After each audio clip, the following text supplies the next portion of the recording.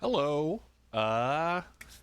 We have an interesting one today because we're doing our first cap replacement since launching CapsWiki. Only took a few months. So, yeah. So, yeah, ReCapping begins. I'm pretty excited about that. Yeah, I was wondering about that. The calculator had not been banned yet, so, yeah. Spies of Mud, thank you for the tier 1 sub, and now I can see it this time. This one, it's extra confusing because of exactly when you're doing it. Thank you for the tier 1 sub for 6 months, but also for 6 months in the future. Wow, that is awesome. Thank you. So, I'm really excited about today, but also kind of just, I was talking a little bit about this at Discord because we're going to get this thing working and hopefully booting, which is going to be really cool. But at the end of it, it's still going to be a PS2, which has inherent flaws. The best thing about the PS2 was that port and this keyboard, and that's about it. They kind of introduced VGA as well, I think. I'm not going to say VGA was good. It was functional, but it's made me pull out more hairs than just about anything else. So, yeah. So let's see here. Best thing about the PS2 is PS2. Yeah, really. Yes. And VGA, yeah. But there were, I think there were VGA cards before this, potentially.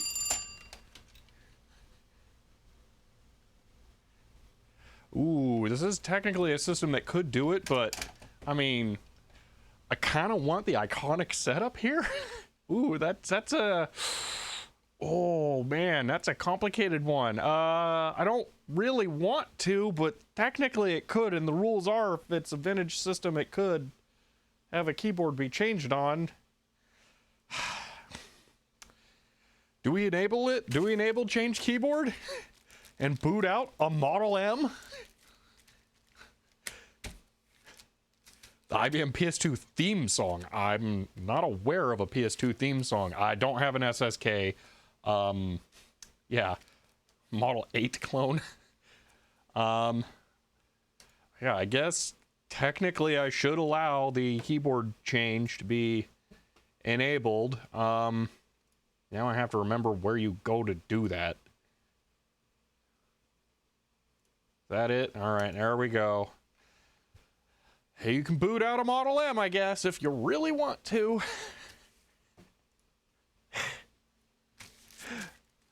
Well, I enabled it, Hellencroft. I mean, technically, that's the rules. It's there. So, see, the worst part about the PS2 is IBM's ridiculous licensing costs for clones. Oh, there's a lot of worse parts about the PS2.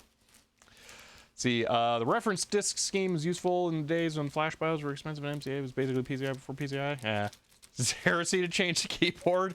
I mean, it's on you guys whether or not you do it. So, I mean, don't blame me. But, all right, let's go ahead and get started on this. Well, actually, before we do, two things to talk about that are the same thing that are right here. I mentioned I'd ordered 3 of the 8251 UARTs, and the other 2 are now in. I mentioned I was specifically going for ones that were different, and this one was not supposed to be like this. So this is very similar to that last one. I can actually switch over to here. Killers993, thank you for the tier 1 sub. I did. Thank you, keyboard. Thank you for the tier 1 sub for 5 months. So what happens there is when I click the intro button on the scene change, oh, I'm apparently dropping frames right now. No idea why. So if things are looking weird, I can confirm that just happened. It stopped now, but yeah. No, it's really hard to have shortcuts on OBS because OBS itself has shortcuts for like everything, and there's apparently shortcuts for changing the scenes that are like baked in, and some of the shortcuts I use for changing the different camera angles are they collide with that, and if I'm clicked into the wrong place and it uses those instead, it's really frustrating. Anyway, so this chip was not supposed to be in this case design, so I'm a little disappointed because it didn't match what I said, but it looks pretty legit, so I think it's gonna be fine. So yeah, they just have a lot of them in stock and they randomly used one. Yeah, I figure. Also, this is the wrong kind of black foam, so there's that. And then the other one I haven't actually opened yet, but I found this hilarious. They want you to feel all fancy, like, oh, it's a new product here. Look at how nice it is. It's sealed. They don't come sealed this way. And what they did is they took a regular ESD bag and they just cut it short and drug a soldering iron across the tip. It's not even straight. So it's kind of hilarious. I mean, you could totally do that, but yeah, that's what that is. So let me get that open. Allow change keyboard? No. Really? Oh, well, I mean, all right. Wisdom of the crowd. Change keyboard disabled.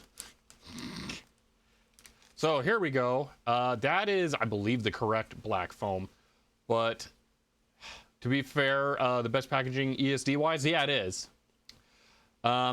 This is probably the one that I'm going to solder in. So this is an AMD 8052A. This is almost accurate to the one that is in the reference images that I have. However, the reference images one, the C there was not an actual glyph for the copyright logo. It is an open brace, a C, and then a close brace. So this one is slightly different, and it looks a little really good. So if any of them are fake, I'm guessing it's this one.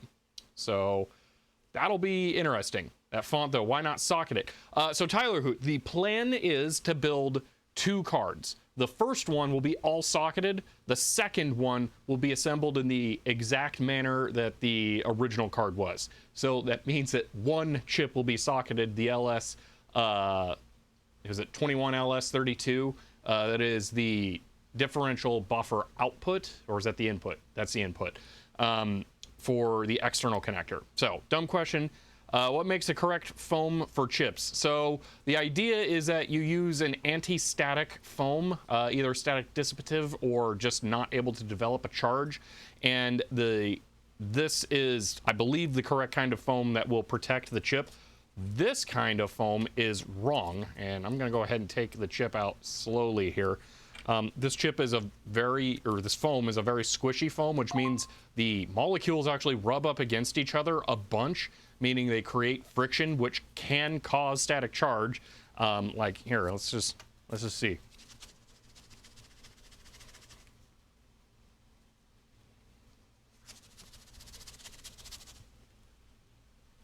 Yeah, I'm pretty sure that is the staticky kind of foam. So let's get that out of here.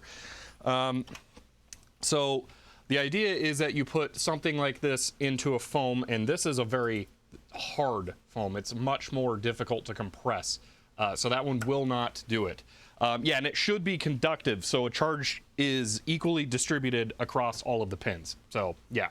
What was that disconnect sound? That was a notification sound on my phone. That was probably the Twitch app saying, here's your stream controller if you don't own a, thing that does stuff. Anyway, this one looks the most fake because it looks too good and it doesn't match the other chip. I don't see any strong indications that there's anything wrong with it, so I'm not calling it fake yet, but yeah, that's the most suspicious one. See, put DMM across the foam. Ooh, yeah, we can do that.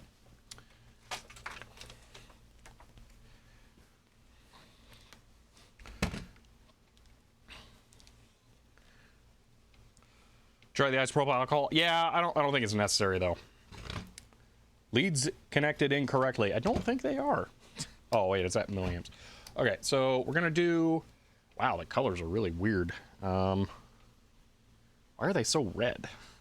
White balance. I don't know. Presets. Load. Maybe they're just whatever. All right. Did that adjust the focus? Preset focus. That's weird. So there's leads connected and foam. Yep, there we go. That's pretty conductive. So about 10K per centimeter square. That's pretty good. So yeah, that'll show you. That other one would not be conductive at all. I guarantee it. We don't have to measure it to know. It just isn't. So I can do this. Put the other chip on the backside to secure it. So now I'll just put these both in here. Actually, I don't know if that's gonna fit. Yeah, it will. Okay. And I'm gonna go put that in the bag for all the other parts for the CM153. Variable foam resistor when, yeah. See, if anyone here is a ham radio operator and can now say passed your UK full license. Ooh, cool.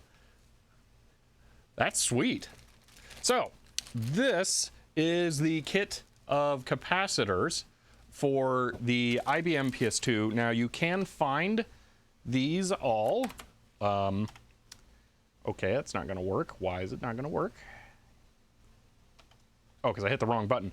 You can find all of these listed on CapsWiki, which is the website I run specifically for sourcing parts for vintage devices. So we have lists of the original parts on the floppy drive and then replacement parts.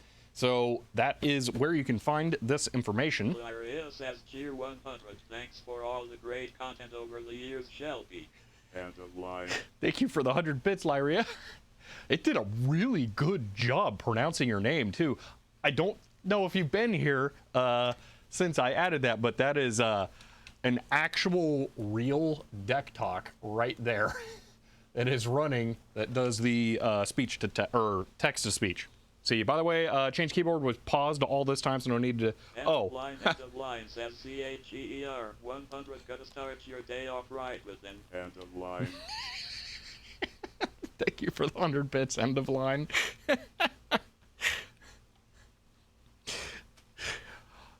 So we have, these are all of the parts that are listed for the Mauser order options here, because I ordered a bunch of parts from Mauser. So that's what these are. See, that was surprising. Did do really well with my name. Yeah. Oh, we have this too now. Oh, that's right. That's a byte break. I forgot.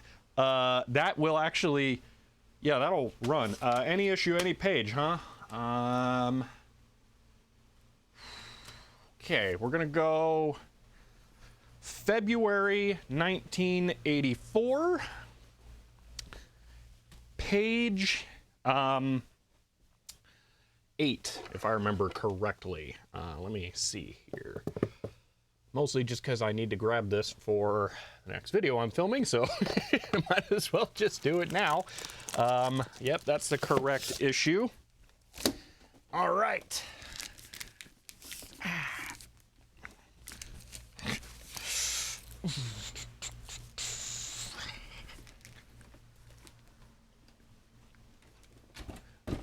Okay. Oh, yeah, I gotta do this. I haven't done this in a while either. 5-minute timer.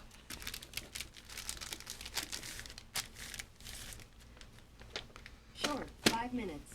Starting now.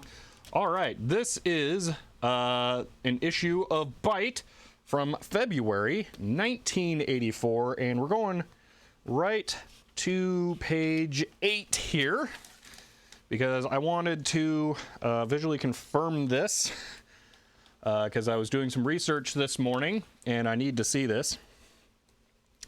So I will be showing this in a video here.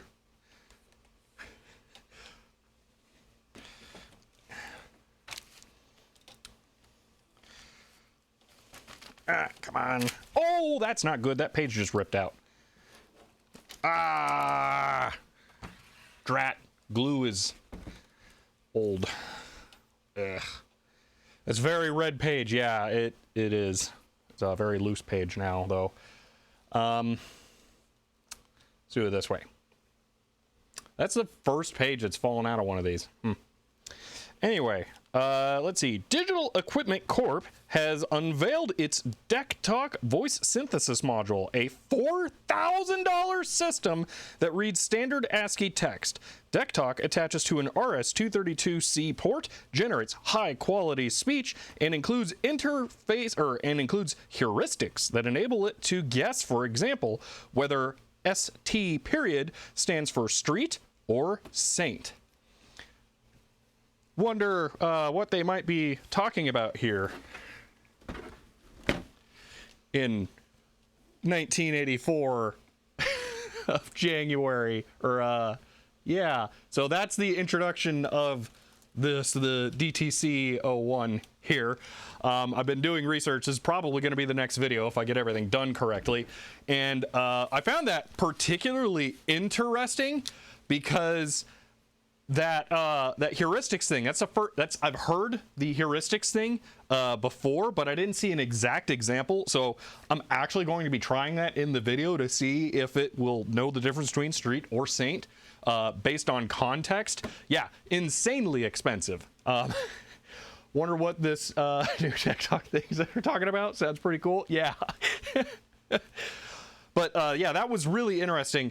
Unfortunately, the next mention of Byte that I can find is in 1994 for the Express, and it's just a little blurb. We've already looked at it on stream. So there's really not a lot to go over. I've been trying to find any software that can utilize this thing, and there's nothing. Like, all of the promotional material that I can find for this thing is talking about how you could implement it in your business, not like, here's how you use it with your computer. So it's kind of weird, but yeah, that's the only mention in Byte of this machine, and they don't even talk about it as this machine. Most of the magazine listings, like in CompuWorld, talk about the difference between this one and the $24,000 multi-line one, which is basically a PBX rack that has cards in it for the DeckTalks. So yeah, so Digital Ice Age, that is for the ISA card version of the DeckTalk, so not the same thing.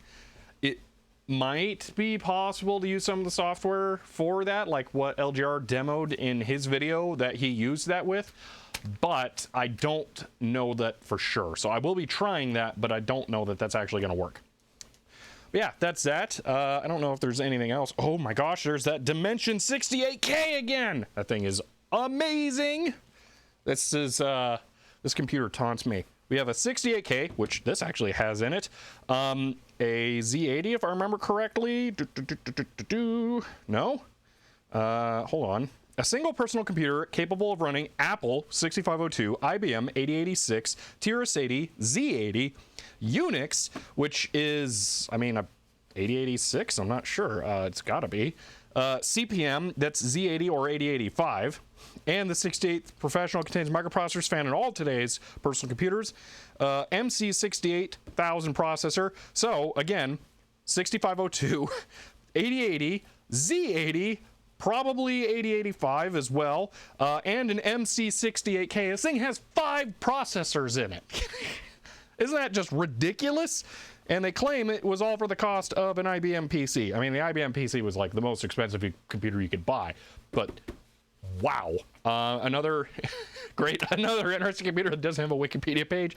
Yeah, Dimension Guy on YouTube, I believe, is the only one who has like any information about this. They have one functional example, if I remember correctly. So, not using CPU emulation and hardware, I am not sure. I don't know, but CPU emulation at this time would have been pretty advanced, so I don't know. But yeah, I needed to get that issue out for this video anyway, so that worked. That it was full-fledged whatever. You'll have to fix that. Oh, create a page for it? I mean, you could. This, like a clip on Twitch of an ad is not like the most, you know, authoritative source. But you can probably find something better, like directly linked to an archive.org listing. Anyway, looking forward to getting this video done. Phone calls with this thing are weird. So, all right. What are we doing? We're opening this. That's right. Let's see. Twitch TV pop out. Word queue to manage pause channel point rewards. Oh, yeah. I should probably just bookmark that one. Because... Oh, thanks for not showing chat history at the laptop. Looking at the ProQuest. What is the ProQuest? Is that a version of the Dimension? I'll just have to click that on here. Boom.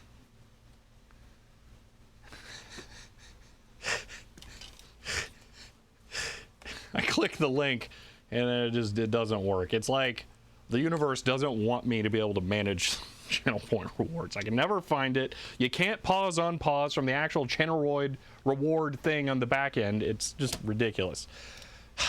ProQuest is a research database. Ah, okay. Interesting. Anyway, these are the capacitors that are listed on CapsWiki. So let's go ahead and get these out and take a look at what we have. There are 3 different capacitors in the floppy drive that we need to replace. So each one of these bags is for one of them. Let's see, one of these is weird. Is it the one I'm holding? Or it's not specified on here which it is. But one of these is a bipolar capacitor, and it might be that one, I'm not sure. But that's the most confusing one on here. So, oh, a typo. Okay, and now that'll show up on my laptop, so I can grab that. And okay, I'm just gonna go ahead and bookmark that. Done. All right, thank you. So we need to check these against the ones that are in there just to be like totally sure, which means we now need to disassemble the IBM PS2. Need 3 bipolar, so the one you got, probably the one I got 5. Hopefully the one I got 5. Let's see, there is no stripe on there, so it's common for SMD caps to be out of focus. It's common for SMD caps to have a stripe on one side. I'm pretty sure that indicates anode. I would double check that. But then the bipolar caps here do not have a stripe because they do not have an anode or a cathode. They're probably 2 capacitors inside with either the anode or the cathode connected together. So yeah, stripe is negative. Ah, man, 50-50 shot and I got it wrong. Anyway, it changes on different ones. On electrolytics, stripe is negative. On tantalums, stripe is positive. On those, I didn't remember because I don't deal with the SMD ones as much. Yeah. See, whenever I hear disassemble, all I think of is Short Circuit. I have not seen that movie, so I don't know the reference. And yeah, I'm gonna be heretical to some of you for having not seen that. I know. Because I know that is a nerd classic movie. So, we're gonna get the Model M out of here, which is definitely a totally clean keyboard. We don't need to look too closely at that. We're not using the monitor yet. This is, I think that better model number is up front. It is, well, okay, I guess it doesn't have a good model number. It's a monochrome monitor. It's got a P7 phosphor. It's kind of awesome. This is actually the main reason I bought this computer. I didn't actually want the PS2 because I know how much of a pain MCA is, so I didn't want that. All I wanted was a monochrome monitor. It did not come with a Model M. I've added a Model M to it. So, clean keyboard. I don't have the resources to clean the keyboards here. So that's something I would have to take home, and I just haven't bothered because I have like 7 Model M's. I have some that are clean, they're just in use other places. And now that as soon as I say that, I see the one that I was actually looking for, so I might go grab that one, and then you won't even see that one on camera. So, please change camera. Cool. There we go. What was that all about, OBS? Come on. See, apparently there's a feature interface, Age magazine about dimension. Ooh, cool.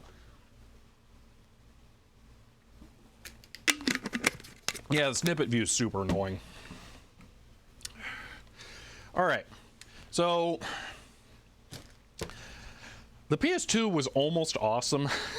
It's toolless to get into it. So we're gonna take these out. Boom. They're retained, which is awesome. Then you push the lid forward, it rotates up and off. I mean, that's pretty awesome.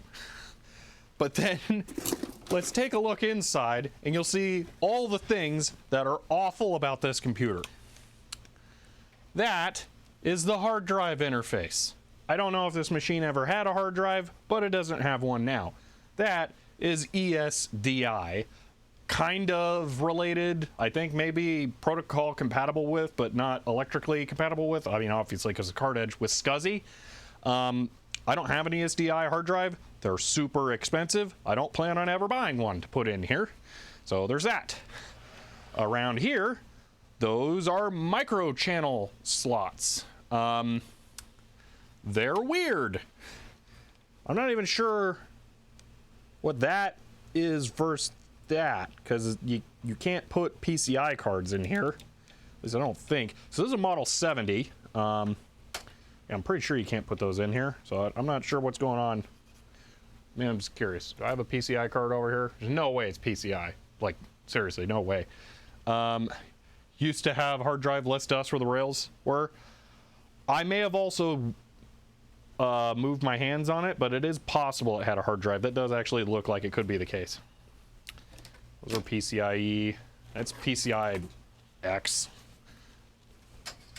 No, definitely not PCI. So, I think that would be called NPCI, yeah, not PCI, yeah. So, I don't know what that's all about. Does it only have 2 MCA slots? Is that what it is? Man, I hate these computers. Anyway, one of those 2 kinds of ports is MCA. I don't know what the other one is. All right, around front is where this is also dumb. So this is actually cool. I like this. IBM, they were kind of weirdly inconsistent about this. The XT, okay, and PC had a floppy controller that had an external port on it, so you could add 3 and 4 drives. Then on the AT, they got rid of that because they integrated the hard drive controller into the floppy controller and then just removed the external floppy connector for no reason. They didn't put anything else in that place, but they got rid of it, so you couldn't add 3 and 4 drives. Then on this, they added an external floppy connector again for some reason. So this is actually, oh, well, it's screwed into the back. Let me loosen that. This is for connecting external floppy or tape drives. And if I had an external floppy drive, that is technically a standard interface, and you use the 37-pin cable, which is the same as like an XT computer, to plug into that. So I actually have the cable. David Phantom, FCHER 100. I'd just like to interject for a moment. What you're referring to as Linux is in fact GNU/LINUX, or as I've recently taken to calling it, GNU plus Linux. Linux is not an operating system unto itself, but rather another free component of a fully functioning GNU system made useful by the GNU core libs, shell utilities, That file systems, takes a really high insertion force to put in there. Holy moly. I've not plugged that into anything yet. Wow. Modified version of the GNU system every day without realizing it. End of line. Anyway, it gets dumb. Wait, is that actual native floppy? Hold on. Wait a minute.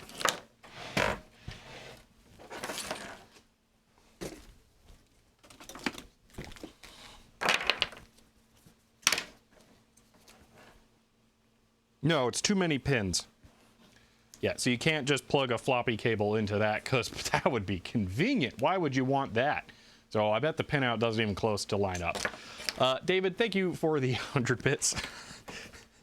I assume you saw the post I just made in Caps Meta on the Discord server. See, first slot is 16-bit with video signals to override onboard. Oh, that makes sense. Okay. See, just another weirdo cable. Yeah, just another one. But anyway, the main thing is that the floppy drives connect with card edge connectors that are not 5 1/4. Well, that's the one for the system itself. They're not compatible with the same kind of connector that 5 1/4-inch disk drives used. So that's not it. Again, they're toolless though. So if you want to remove it, you just pull up on this clear tab and then it just slides right out. It's this weirdest mixture of being awesome to work on and horrible. So that's what we need removed. I have removed the battery that's right here. So hopefully that's not a problem. If it is, I have it back behind me somewhere, but I don't think it will care. So that's what we need to work on.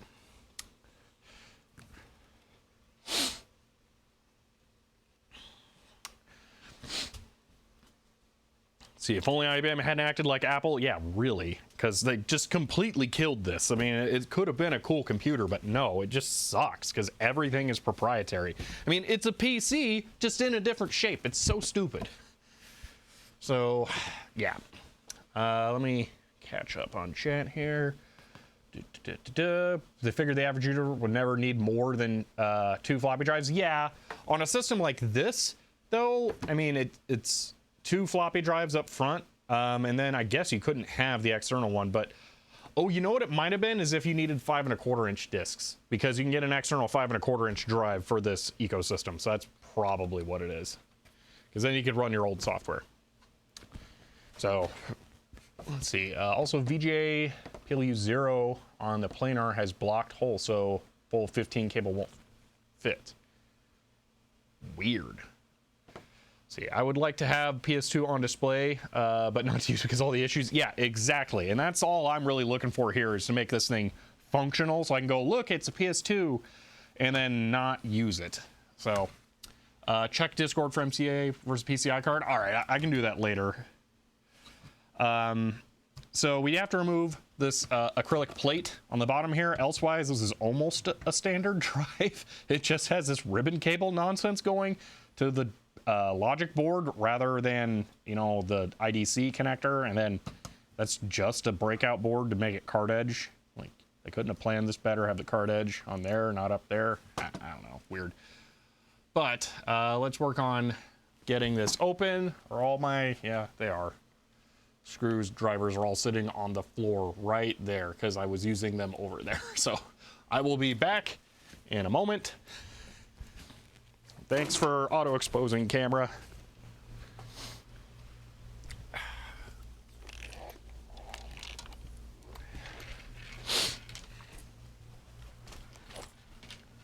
Okay. PS2 power on the flop. Yeah, well, they could have adopted the evil Tandy standard. So, not that Tandy was a standard, but they could have done that. They weren't the first ones to put power on the floppy connector. So, yeah, those pins are power on there because they have much thicker traces going to them. Yeah, still dumb.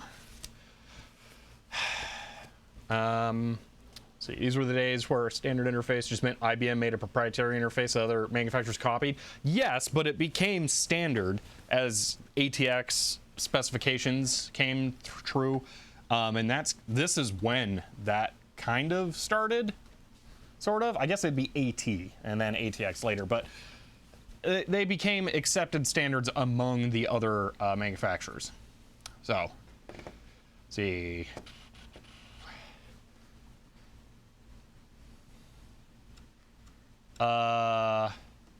No, David, it was not. I had to think back to what you meant, but no, I do know that's not. All right, so let's go ahead and work on getting this open. Well, not really open. I mean, it's kind of open. We just need to disassemble it.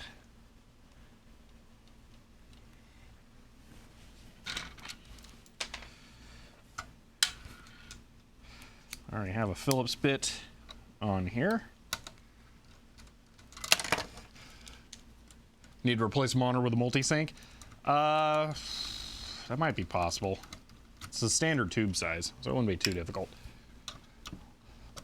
Of all the computers that exist, you know, that people hot rod into other systems without it being really in any way necessary, I would shed the fewest tears over a PS2. Someone else did it. Wow, that is so close, Helen Croft. That is infuriating. The difference between PCI and MCA. Wow. That's so dumb. IBM must have had some stupid licensing restrictions on MCA for no one to copy it.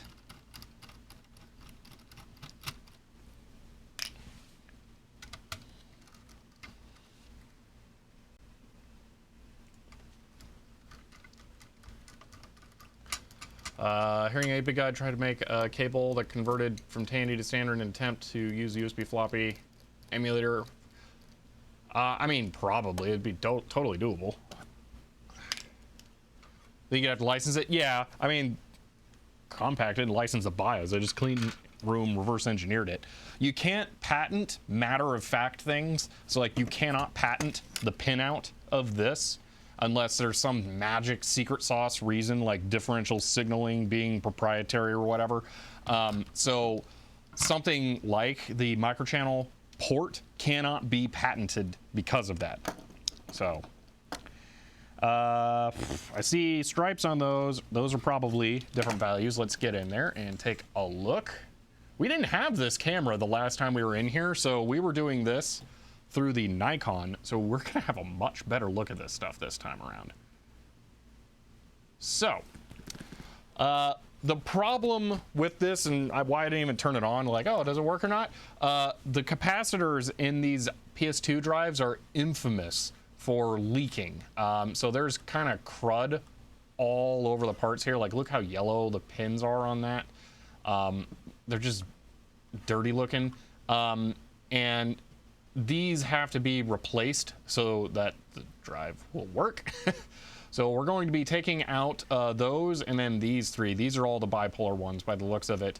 And then over here, we have a 16 volt 10 UF and a 25 volt 4.7 UF cap. So yeah, those are the other two there. Chip also has bad looking pins. Yeah, this does not look ideal over here. I'm hoping just replacing capacitors will work, because if it doesn't, I'm gonna have to figure out how I'm gonna clean this in an office without running water. So that'll be interesting.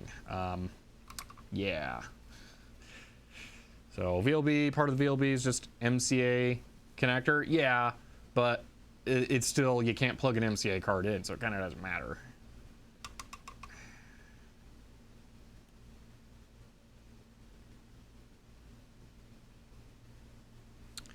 Let's see. Early surface mount electrolytic capacitor have a tendency to go bad in general, it seems. It kind of depends.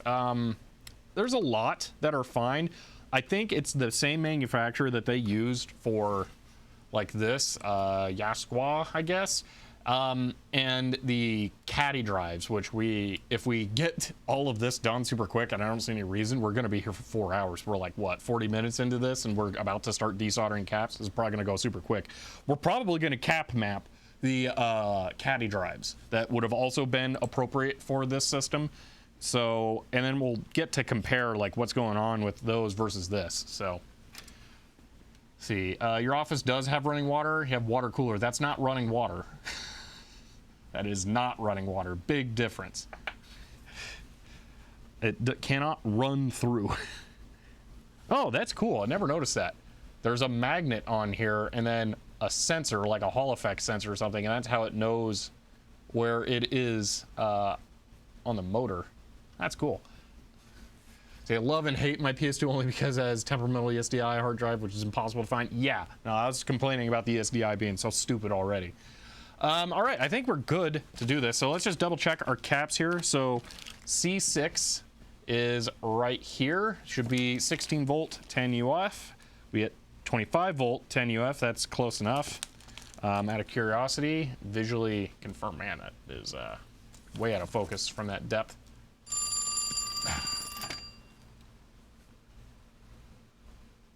It is not. No, it's fine where it is.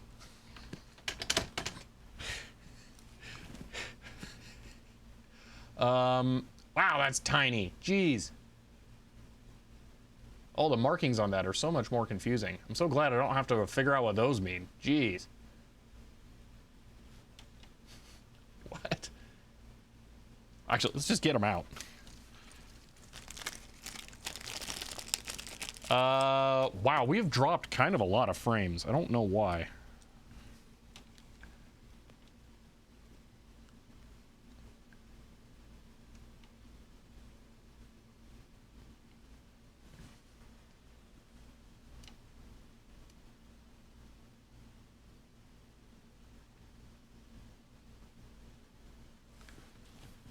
Yeah, I kind of hate those.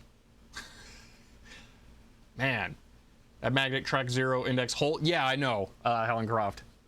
It's really cool. Yeah, because it'll lock into the hole on the metal disc for the floppy disk. Well, the small is one thing. What I'm talking about is how it's Q3. What does that mean? 10E, that's 10 microfarad. That kind of makes sense, but you have to know what E means, and it's not scientific notation for something. And then CL. There is zero indication that there are 25 volts on there without you having external information.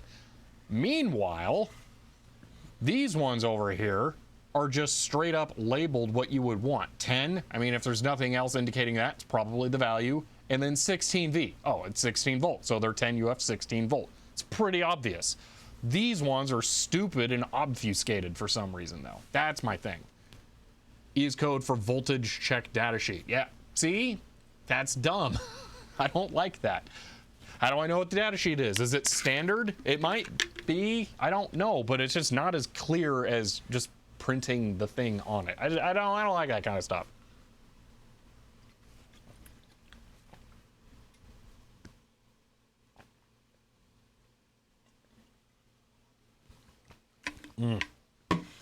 Q3's batch number? Yeah, we don't need that. Who cares?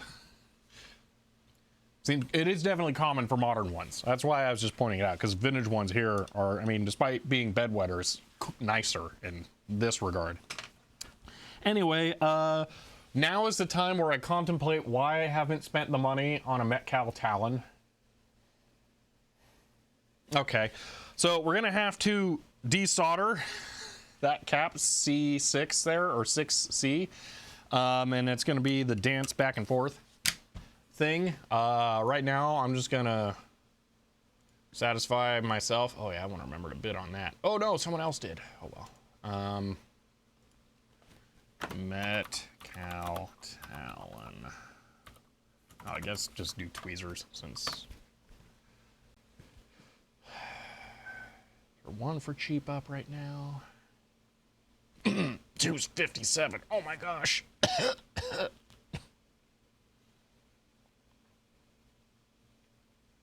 And you end up with a Panasonic data sheet. Let's see. These are Nichicons.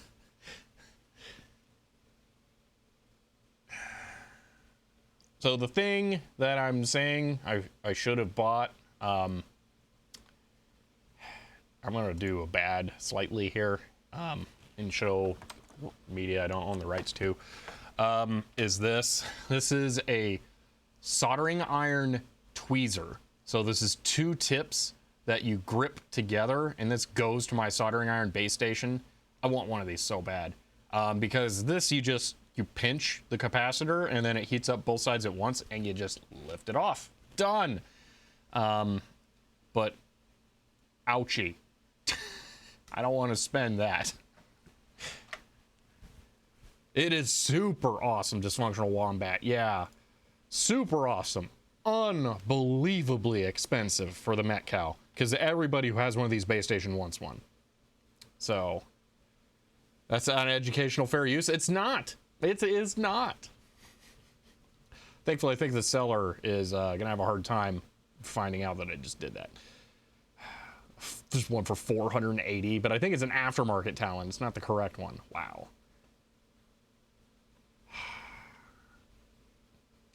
Is the cost of the MX500 gone up? Why are these asking like $1,000 for one of these soldering irons now? Good grief. Use 2 soldering irons? I have 2 soldering irons. I just leave one at home because I have 2 of these base stations. That's not how it works, Sad Mac. It can't just be educational. So, I won't get into it. That's not the point of today. Yeah, I need to get one of those. I have a search running. No, none have ever shown up for a price that I've been willing to pay. Unless I sold before I was able to even see it. So I think that's happened a couple of times, but that's a different problem. Anyway, one of these days.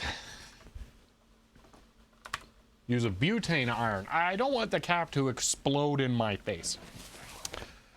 All right, I'm gonna get the iron fired up here. I'm actually gonna pull it out too. I'm gonna do the whole thing because we're doing proper work today.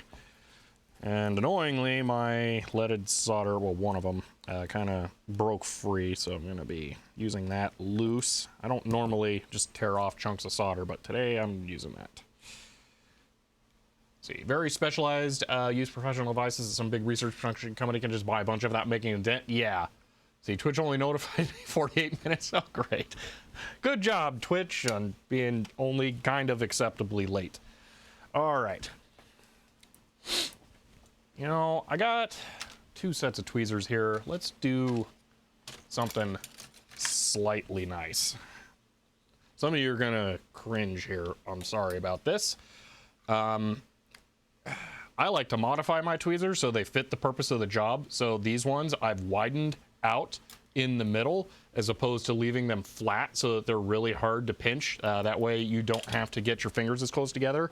This time though, what I'm going to do, I'm going to bend the tips out and then in so that there's a round portion that can grab around the capacitor and not pinch it and shoot it across the room. So I'm doing this.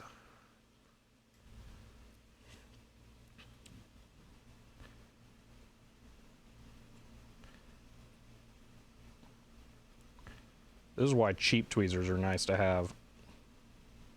So you can not feel bad about wrecking them. There we are, sort of. It'll work well enough. Oh, wow, that grabs on well.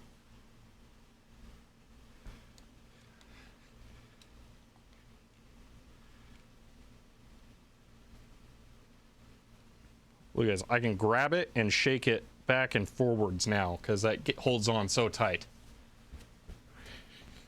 What is work hardening? Let's see, you have to have permission from the tweezer maker to do that. Yeah. Remove both caps first so you have better access to the other cap. I want to remove just this one first because they're different values. When we do these 3, I'm going to remove all of them at once, but I just want to work on one at a time. I am competent enough with a soldering iron that I'm not concerned about that being an issue. So, yeah, I'm not worried about it. Let's see. I think that is actually the only tip that works still, so I'm going to have to use that one.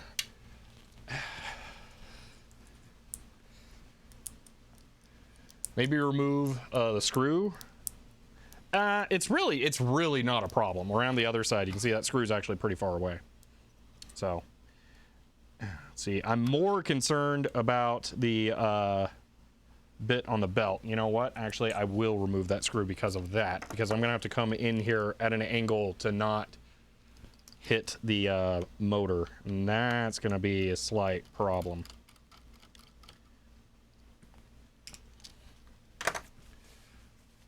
See, it might be easier to clean if you remove both at the same time. I'm at first not going to clean it and just hope that it's only the capacitors that are bad. Because I don't have a way of cleaning it easily. So there's the replacement. Oh, you can't see it. There's the replacement. Let's leave that right there. Okay. So, step one here, gonna be, actually, let me get this at an angle you can see. Put it in a dishwasher. I don't have a dishwasher in my office. There, boom. And then there.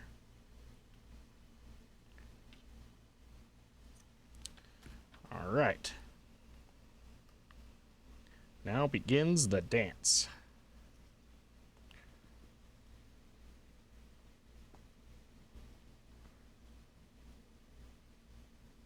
Seriously? What's going on over there?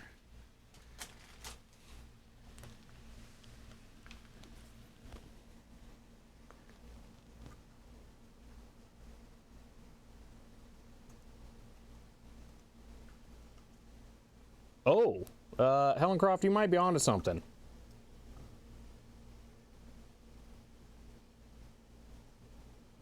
What just happened there?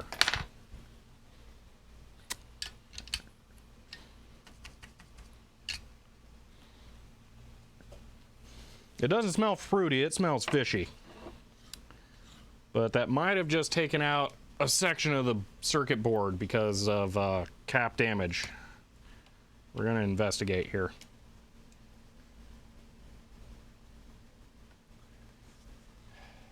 Is that sub or super surface damage? Can't tell.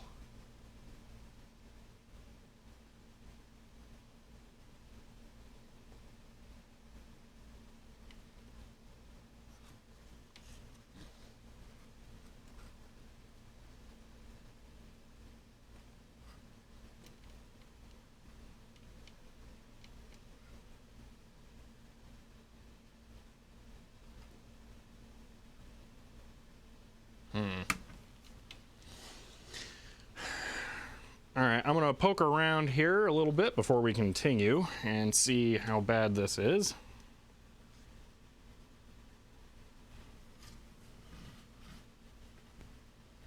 Is there an angle that doesn't have tons of reflections here?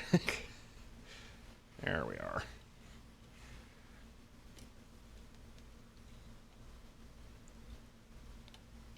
Yeah, the angle that has no light. That's the one. Okay.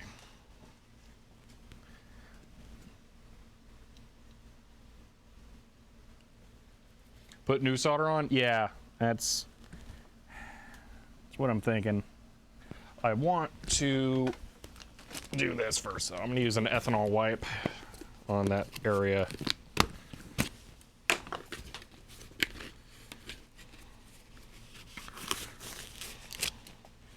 These are the only things I realistically have for cleaning in the office right now, so.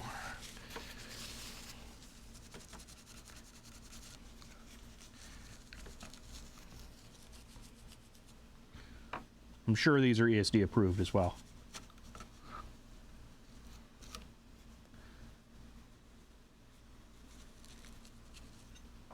Yeah, I'm getting some yellow up, also some green, which is weird.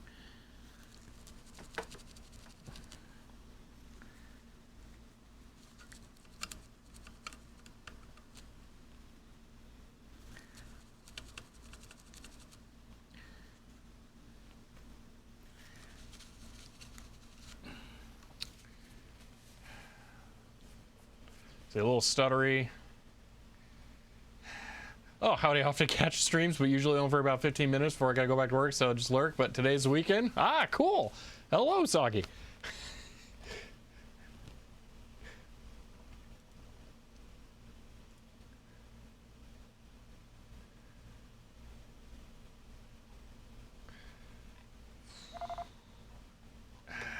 One moment. Asta's been eating. Yeah, that's what it seems like. So.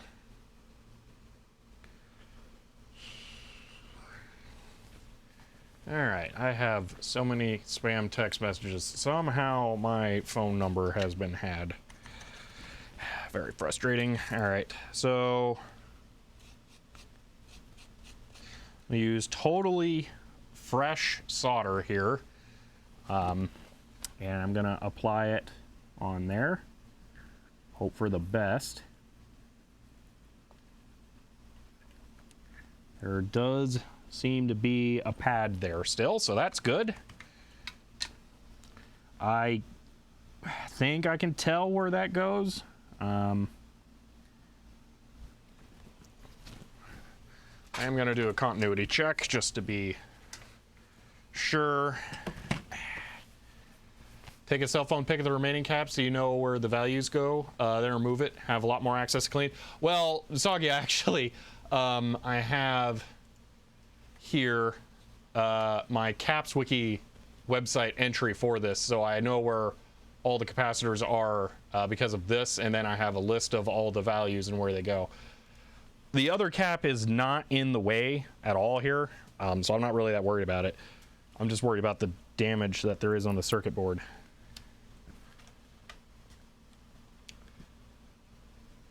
Let's see.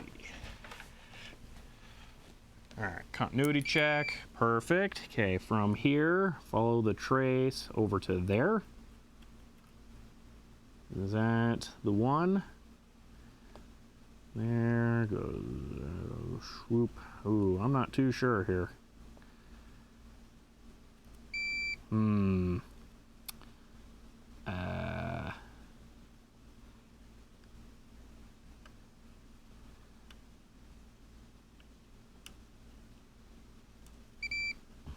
Ruh-roh. Solder mask, wick off, repeat. Ooh, that makes me nervous because wick sucks and it's really easy to rip up the pad with wicks. I generally don't like wick because of that.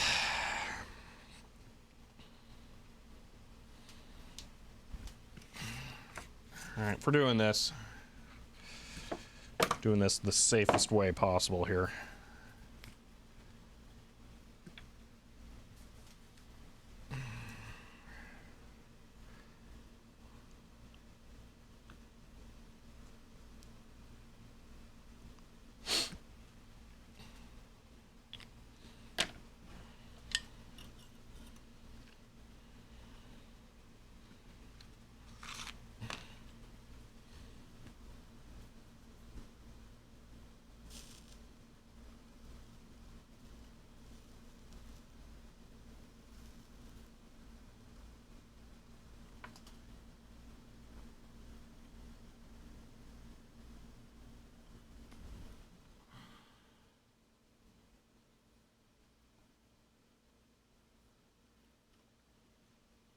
I think the pad portion that connects to there is gone.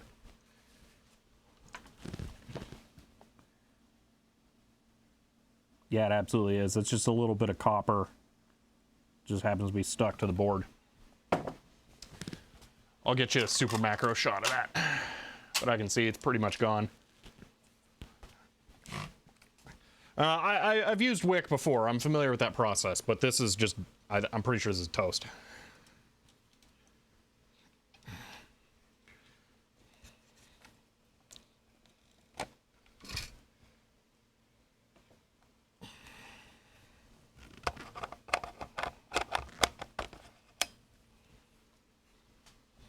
One moment, let me get a light. That'll help on this.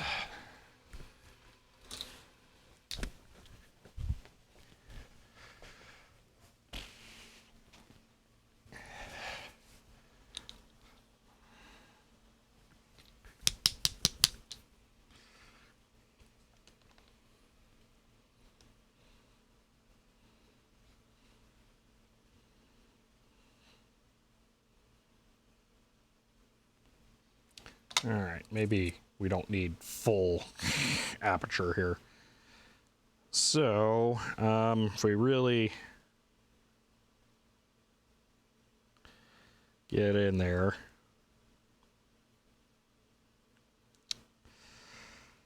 well, maybe that crud's on top.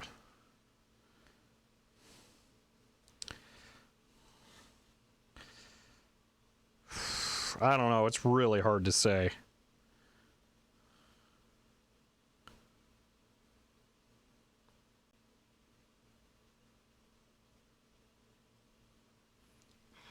I think it's probably gone, but I'll try cleaning more on the between the pad and the trace there. Yeah, it's not looking good. This is damage from the capacitor leaking. I mean, you can see the other black spots on the traces where it's starting to eat through. It is actually doing significant damage. The other side is totally fine. This was not me like doing a bad job at soldering. So I am now somewhat concerned about getting this drive back to functioning condition. Look at the corrosion damage on the capacitor there. A little bit on the chip trace coming in right there. Green on the legs of the chip, actually. Ooh. It's not gonna be good. Okay. How about in this area? Man.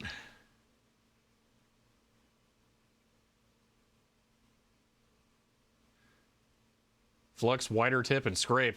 I mean, I might lose the pad. It's pretty obvious where this trace goes. So I might be able, wow, look at the green corrosion crud on there. Let me get the light. Wow, the buildup at the edges of the pins. Holy moly.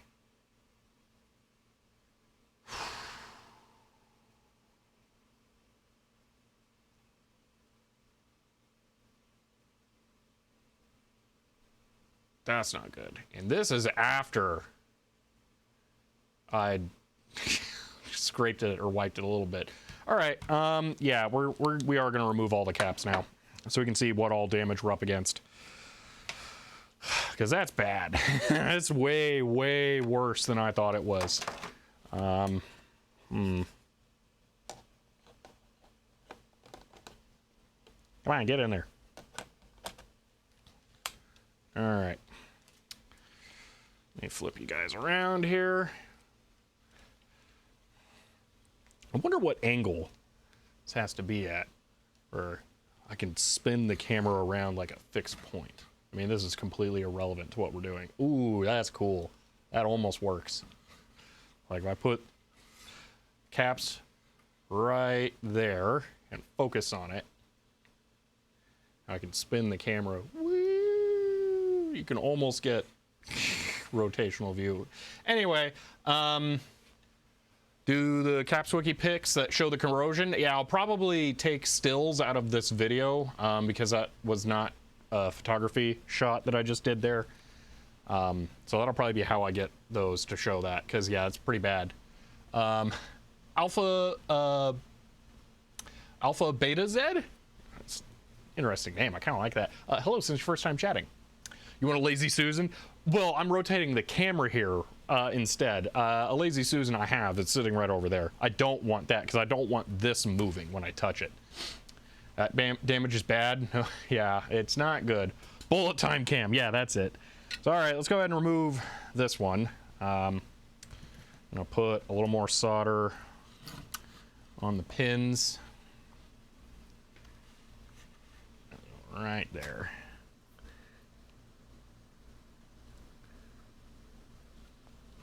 Don't want to touch the motor. Come on, get on there. You know what? I think I'm going to have to flex this. I don't think I touched the motor. I think it just got smoke.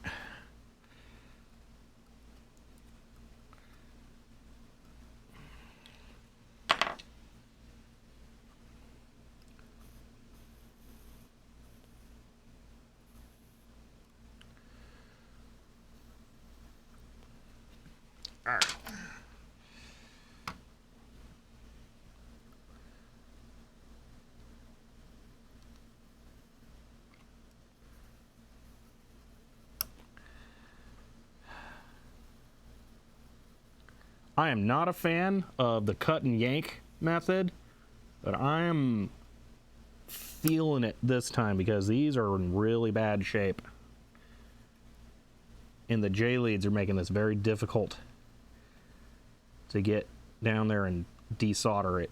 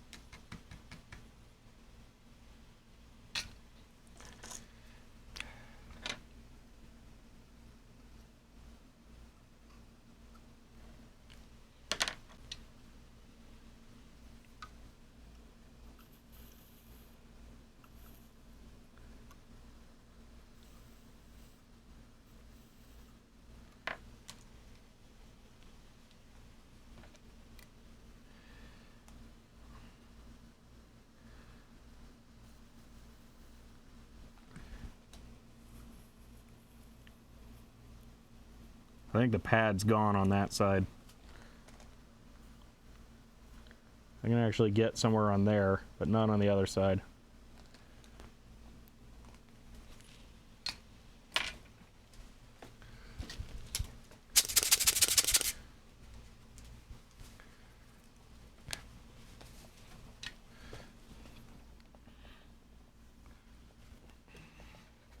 No good view on this maneuver I'm about to do.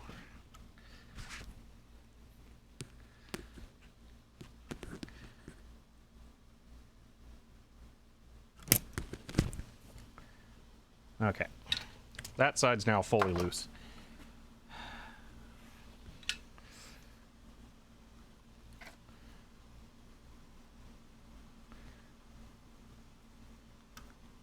There. I don't know what you mean by scrape. There is nowhere to scrape. The pads are too far underneath, and this side is way too close. Hold on here. This side is, man, it's really confusing. This side is way too close to the motor. There's zero distance there. See the motor? No, it doesn't scrape. I don't know what you mean. The motor's fine. Not the solder sucker? No, the solder sucker was fine. That was totally fine. People get really nervous about these. I know exactly what I'm doing with them. You do not have to worry about me destroying something with the solder sucker. When I'm doing that, I have a very specific purpose. So actually, that one does not look as bad.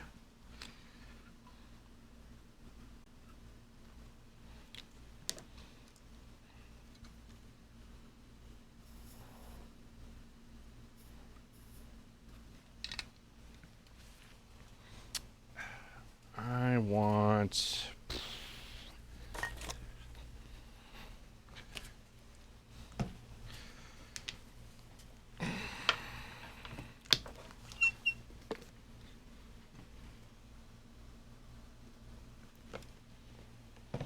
That was a lot of isopropanol. All right, so those pads are totally fine.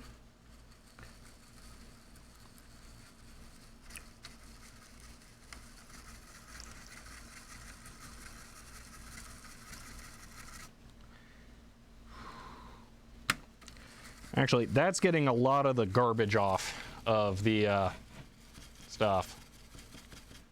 Plastic magnet, yeah. Well, now it's sticking a little because there's isopropanol under it. I think I'm safe. No, I cannot unscrew that. That's glued down. All right, well, that's going to be fun to dry.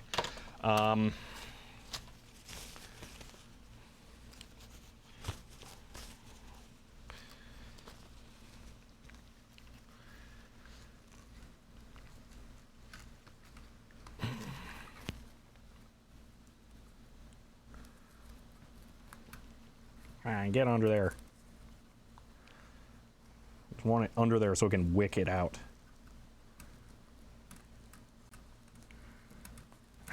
Not really working. Yeah, now that's sticking because there's fluid under it.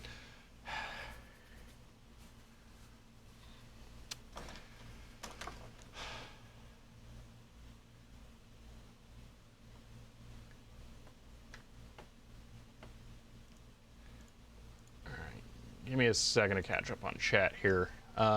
You can lift off the motor. Does it just pull off? Because it doesn't feel like it. That screw, that's encased in that stuff on it, so that will not move.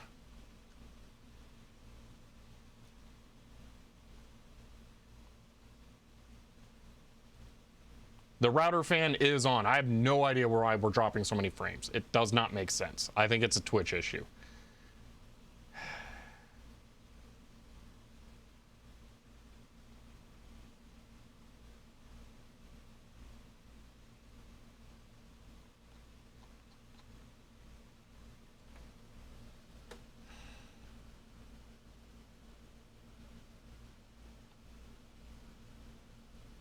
Oh, the motor.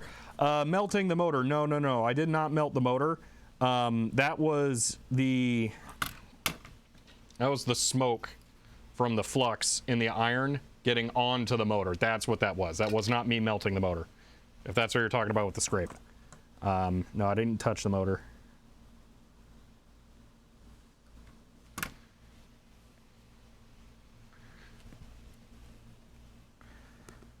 Yeah, actually, though, it's Twitch should drop frames the same every time I stream, and it's around now. Interesting.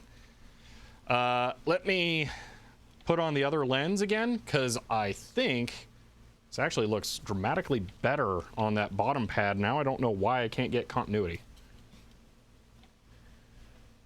Think there was some flux that got onto the motor? Possibly. Dark spot, not the white spot. I'll double check. Actually, we'll spin the motor while looking close up, just to look at the full band.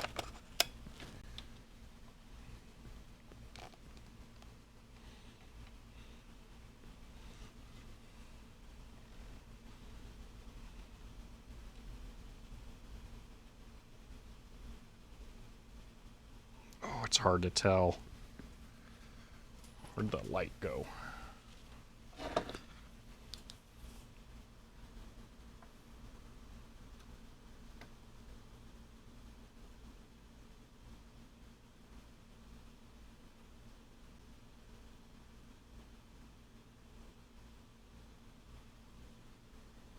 Yeah, it looks like it's connected. But maybe, like, that black spot is disconnecting it. Because that looks like it's mostly connected there, now that I've cleaned it. Anyway, the motor. Let's answer this. Did I roast the motor band?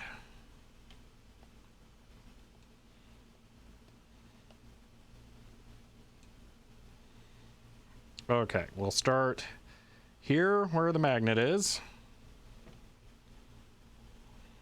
and we will do a full circle.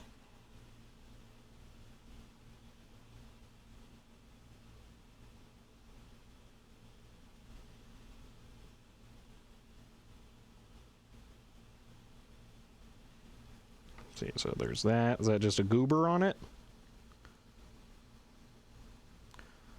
Very slight possibility I touched it. So that would be it.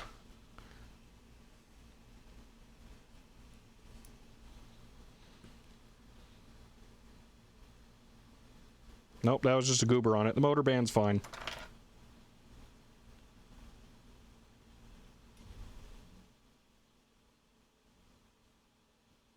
Yeah, so that's totally fine. Might need to replace some traces. Yeah. So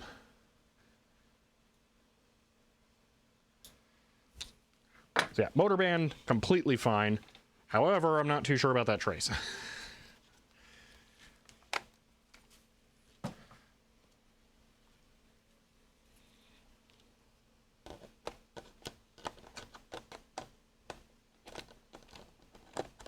Really hard to do without being able to see the front of the camera. Okay. Let's flip this around. Whoosh. Okay. I'm going to do another continuity check there, now that that's a little cleaner.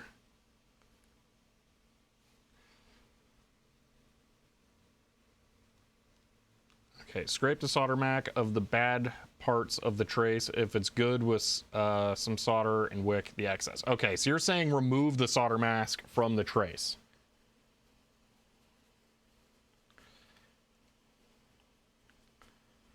Yeah.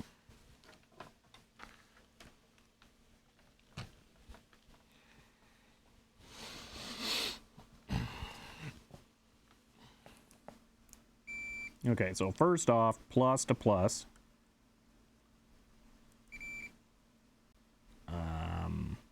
That's interesting. Okay, this should go to here. And it does. Okay. This, I think, goes to that.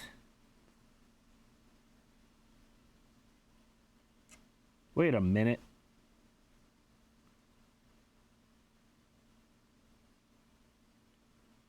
This should go... It should go to that. Oh, no. Alright, this is going to be kind of a pain.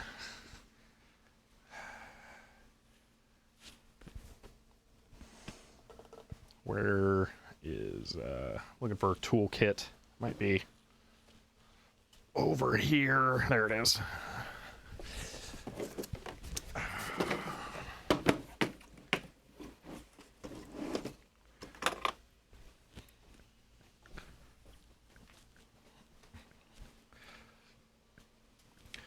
Dark spots or trapped acid? Yeah, I know.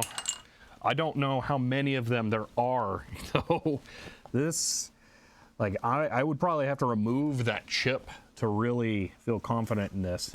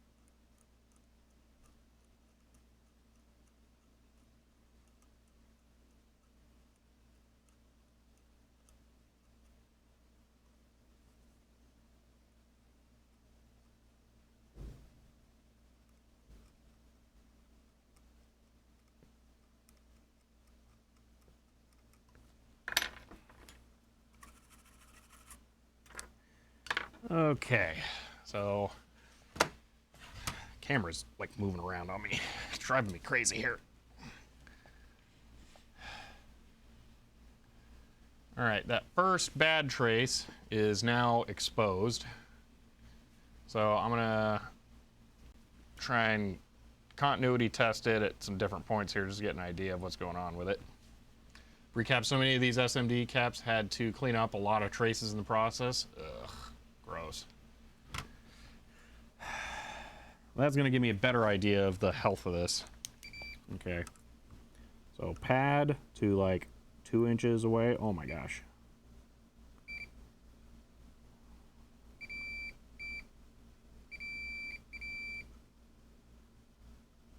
Oh no, it's just straight up lost connection to that trace. Yeah, going from the pad to the trace is done. So that's going to be a bodge. Now that the solder is, or the solder mask is scraped up, it's probably just going to flow straight over when I solder it. So that won't be an issue. But man, flux and run a bead of solder, yeah. Oh yeah, well, no, we're not down and out yet. It's more how many of these traces are in that condition that I'm concerned about, and that's going to be a big pain to fix. I'm currently trying to think how I can get way more light over here to see this, because I really want a lot more light while I'm working here. So let me try grabbing one of these. Let me get a power supply. I want like a lot more light right now.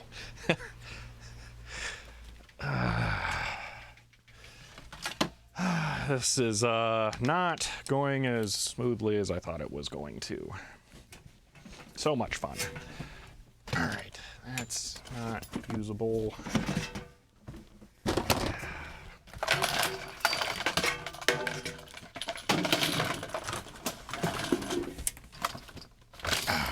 Why does that have that on it?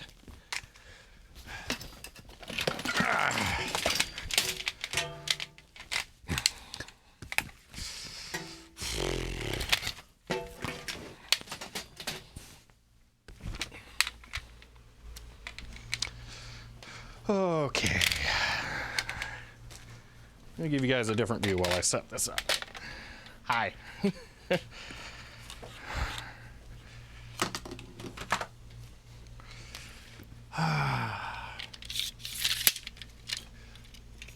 All the noises, yeah. It's all the equipment like this is just kind of piled up because there's no good way to organize it. So just let it do what it's gonna do. So yeah, it's gonna sound a bit not awesome. All right, let's raise that a little. Answer the phone.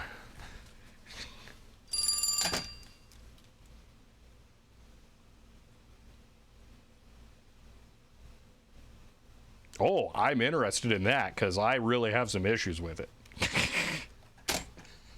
I will gladly buy an extended warranty on that tripod.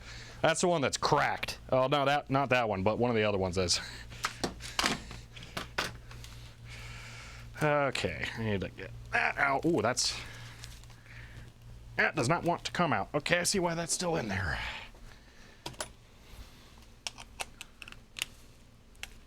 There we go.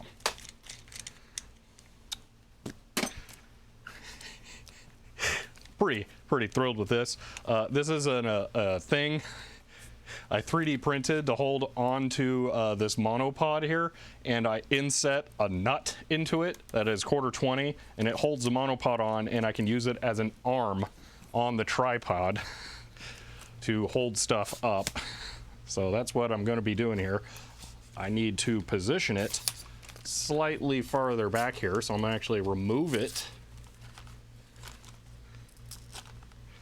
and slide it down. There we go.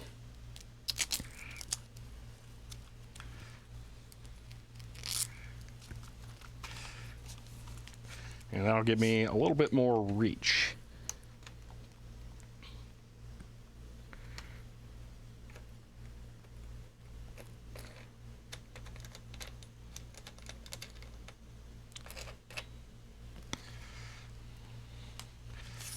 I will want to do a little bit of counterbalance on this though. That's probably enough because this is not a very heavy thing. Shameless LCD store plug. That was not the intention, but it is in a way.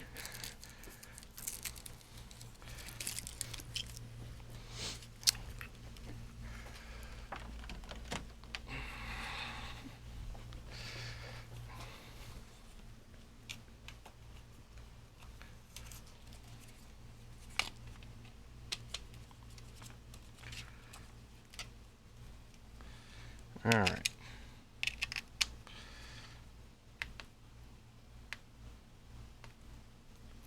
That successfully is way more light. I need better counterbalance. Just a little more weight. Got a bag of stuff I'm supposed to use for this. Where is it? I don't know. Let me just find a random thing. I got a 5-pound weight on the ground, but that's a little extreme. Monitor in the box, that's a little extreme. Bernoulli drive's a little heavy. Ooh, that's probably the perfect weight.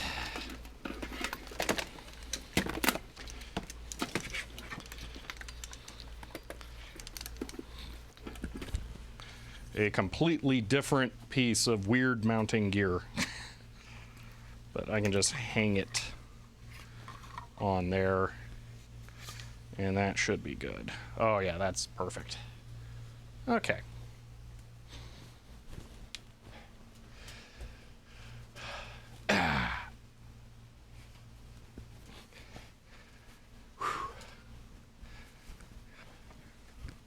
Oh, that's so much easier to see. Oh yes.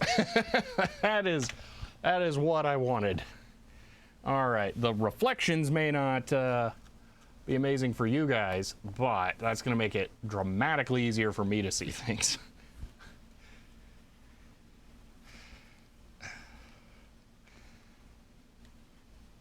Okay, move that back. That's maximum zoom.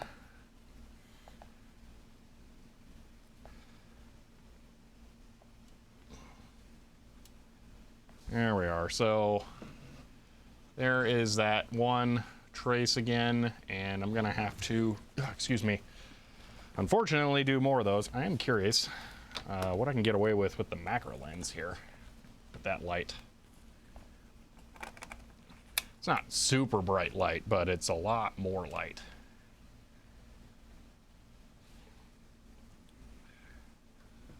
Oh yeah.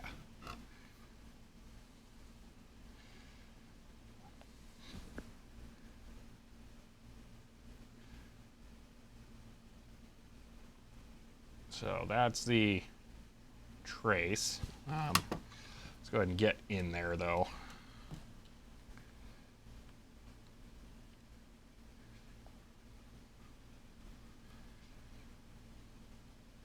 Yeah, those dark spots are not ideal.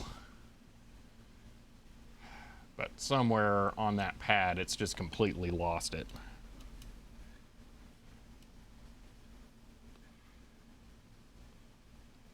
Whoa, let's not take the lens off.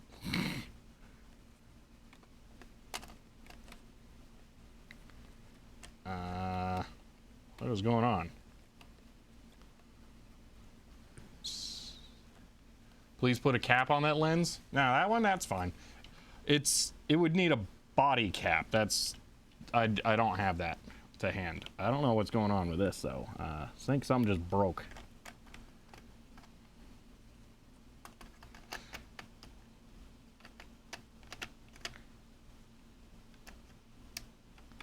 Oh, there we go. Okay. Back to this. And come on, focus. There we are.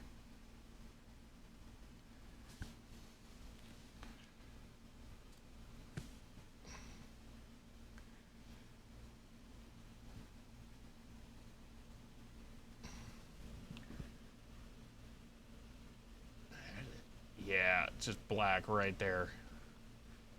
So following the trace, they're not ideal there, but look at how much there is on all the traces next to it too. It's like that one, that's gonna have to be torn up. That one for sure. Whoa. How about that? Hopefully none of the motor traces, good grief.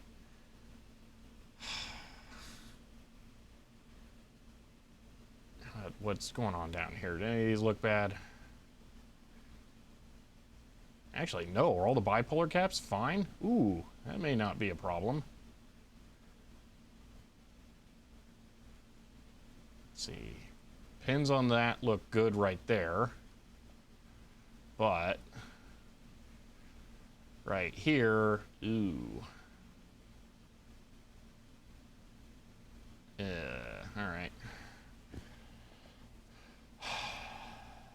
No, this wasn't routed by IBM. Have you checked the warranty? I mean, since it's from what, 1984? I'm gonna go ahead and guess it's not good anymore. Yeah, we got some work to do. All right, swap lenses back.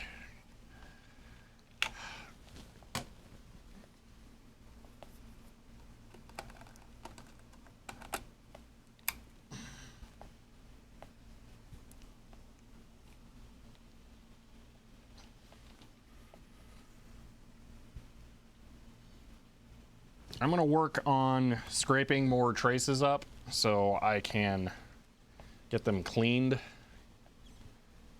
Try and get you a reasonable angle here.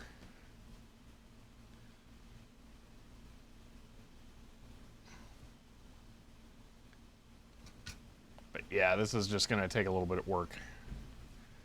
I wonder if IBM still has any documentation on it. I bet they have all of it, actually. They were really good about the documentation.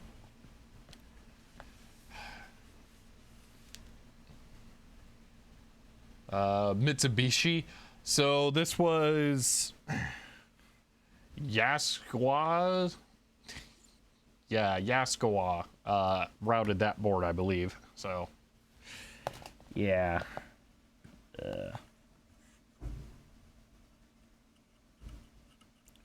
Finish scraping that one off all the way.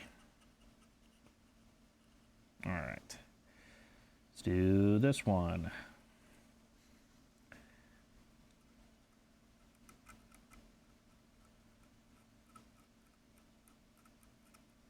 Silk screen. Put so much material on there.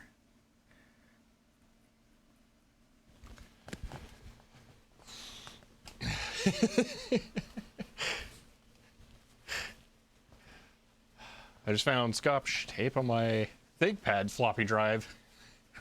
Yeah.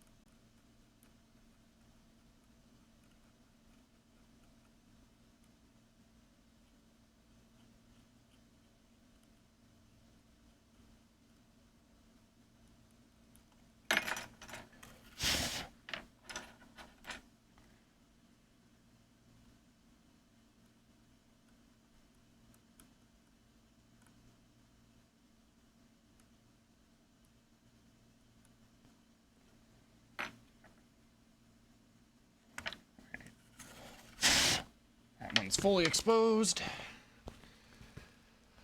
After seeing this, pulled apart my P70 and now need a new floppy since caps just fell off and the whole board is covered in caps. Oh, awful. That's terrible.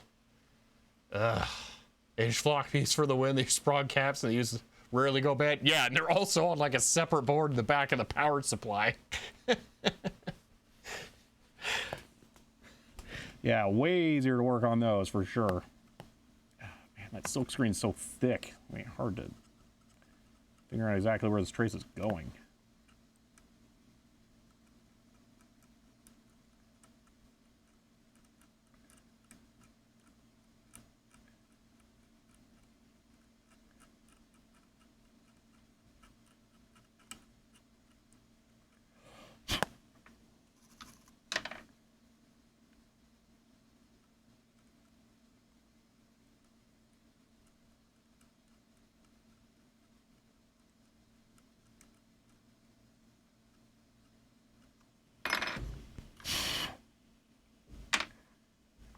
All right, that one's exposed.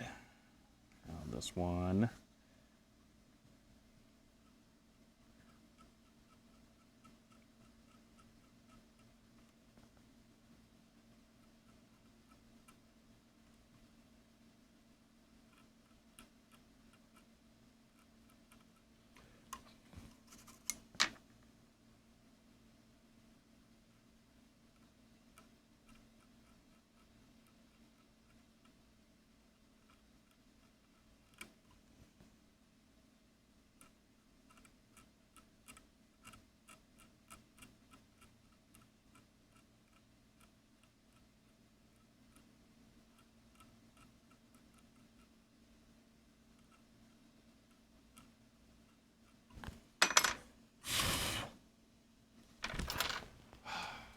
Get small flat blade screwdrivers you can scrape with the front of it like a chisel. I'm trying to, I'm scraping with the side of the blade like that, so I don't dig into it.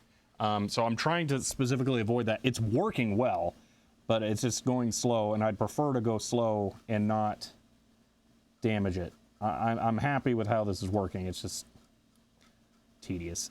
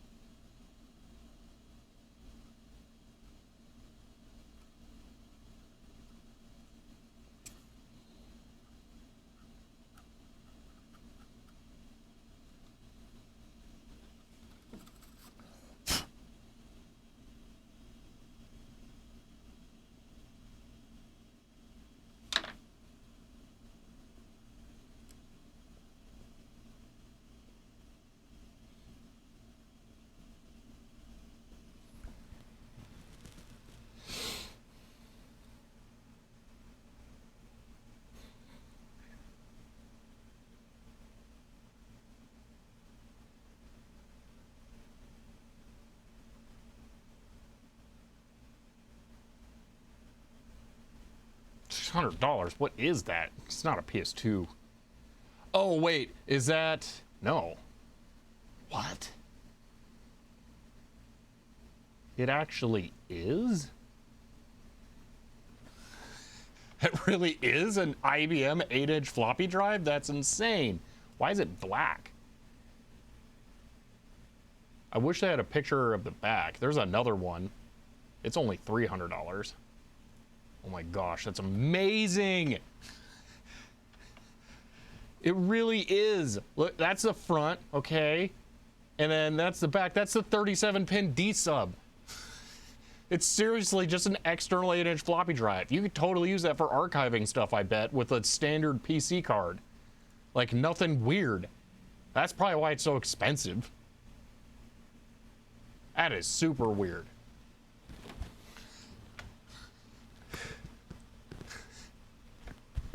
Don't send me any random eBay links. It's dangerous. Yeah.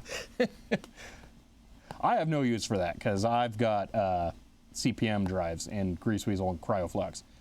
All right, I think that's all the traces that have significant damage. I might want to flood the chip and reflow those pins just to try and clean them up a bit.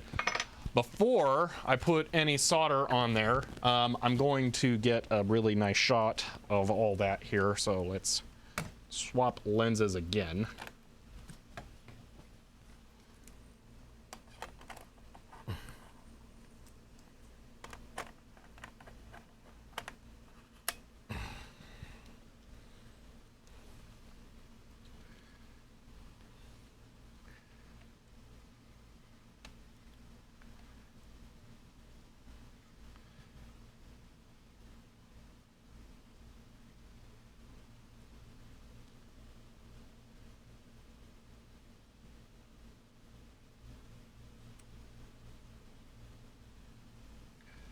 Yeah, so you can pretty clearly see where the traces were damaged.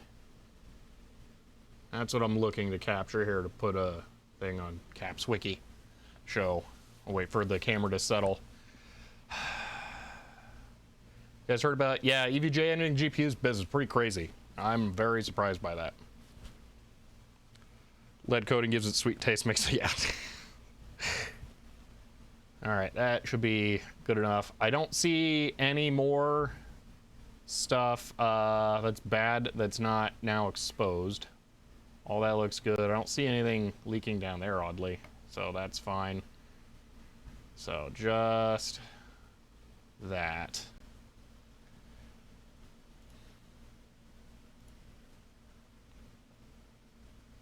Completion latest project. That is from May. Oh, microchannel postcard. Okay, that's pretty nice.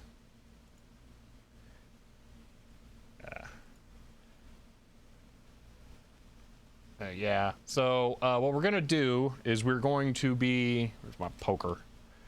I have a poker over here. Where is it? I don't know. All right, we're gonna use the knife.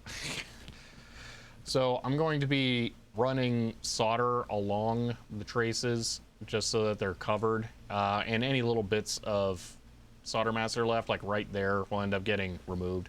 So, you know what the lifespan of good quality caps is? No idea.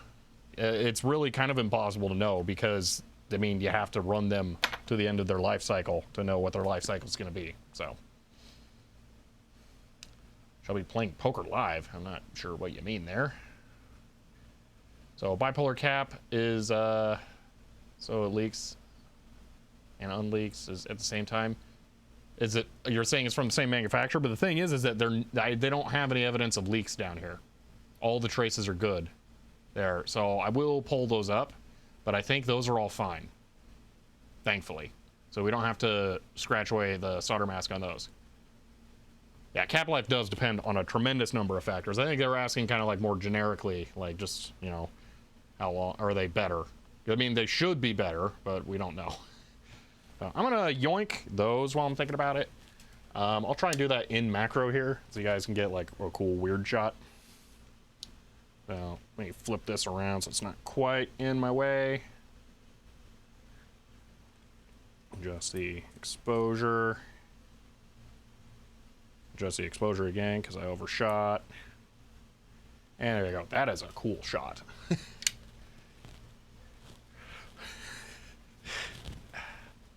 That is a super cool shot. All right.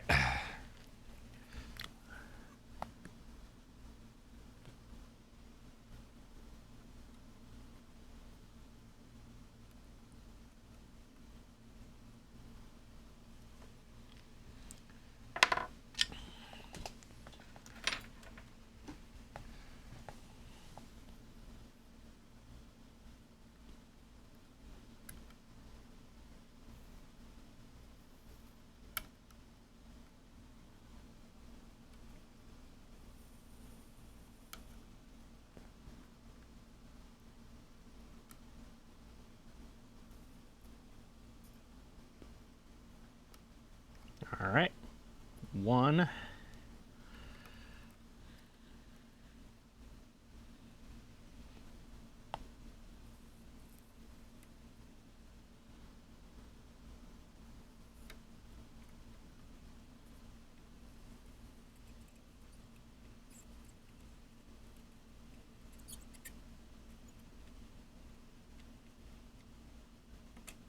Oh, that didn't seem good.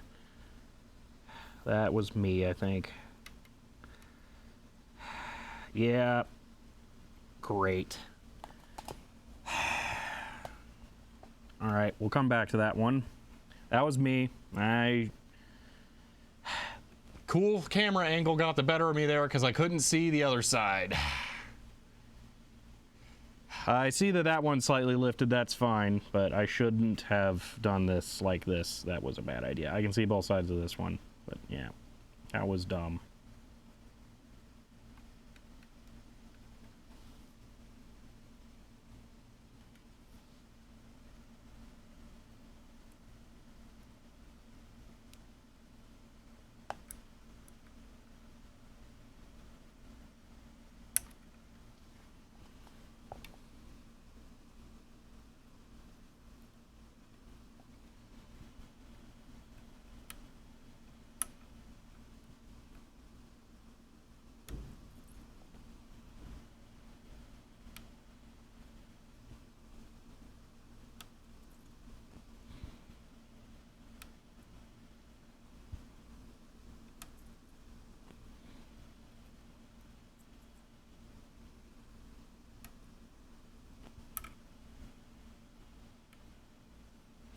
That one was good. Now, this. All right. Use 2 soldering irons? Yeah. Yeah. All right, we're going to see if we can not lose that pad. So, that pad is actually... let's see if I can get this angled right here. Button. So, down. Oh, man. Brain playing 5D chess here, trying to get this angled. So the trace is still connected under there. So, it might be possible for me to loosen that from the bottom of the cap and then keep the pad and trace intact. So I'm going to... Hot air, that's not a bad idea, but that would be really hard to get the air directly onto that. Would it be easier if you just snip the can off first so you can reach the pads easier? Absolutely, I will never do that. Well, I really don't like to do that, so... No, that's not right. I mean, what do you mean? They're supposed to float like that. This is new wireless capacitors. But I'm going to see what I can do if I can get this to release From that. And, go. So, wish me luck.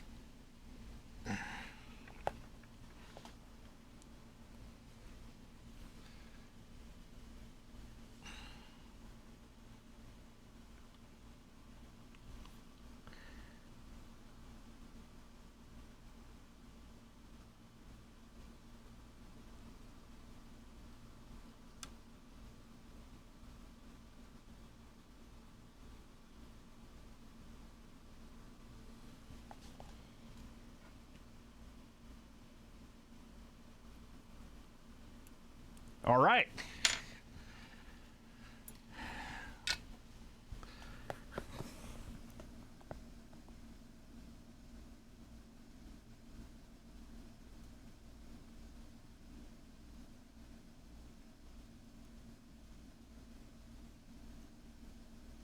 the pad is lifted, But not lost. Whoa.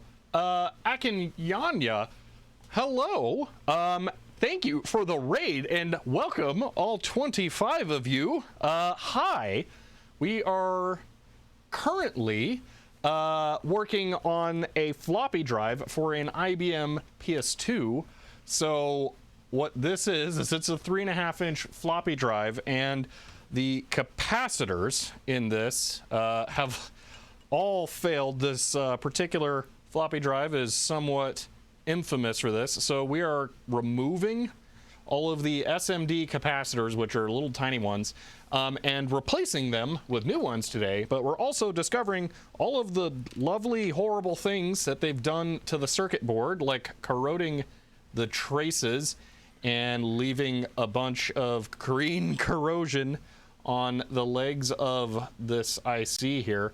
So we're trying to go through and assess the damage and correct it before we put the new capacitors on. But hello and welcome everyone. So Gyro Skyer, hello since it's your first time chatting. Tiger of THT, hello since it's your first time chatting. Dragon Mux, hello since it's your first time chatting. And Obliterous, welcome since it's your first time chatting. Let's see, I'm... Dodgerson says CHEER 100, welcome everyone. End of line. Yeah, that's another thing. We have an actual deck talk set up for TTS underneath the bench here. Thank you for the 100 bits, Dogface. And Shadow0133, hello, since it's your first time chatting. See, last time I saw a green corrosion, cat peed on my Amiga 500. Oh, ouch. Ooh, Gotten OOB, hello, since it's your first time chatting. Yeah, so we've scraped away the solder mask on these traces so that we can cover them with leaded solder that won't do the corrosion now and help give it another route there. So yeah, almost as much fun as recapping an RF amp. Ooh, yeah, I don't relish that idea. The older ones, they got a lot of caps in them. Noticed that today, couldn't get to the stream yesterday. Oh, cool. Lead brain food, yeah. So we just had a little brain fart moment down here where I was working on removing an SMD cap and I accidentally lifted that pad. Thankfully, I was able to save it from disconnecting, so I'm going to possibly put a drop of glue under that to hold it down. So that's my plan.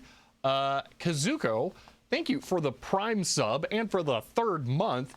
And Ion Graphic, thank you for the Prime sub and for the 2nd month.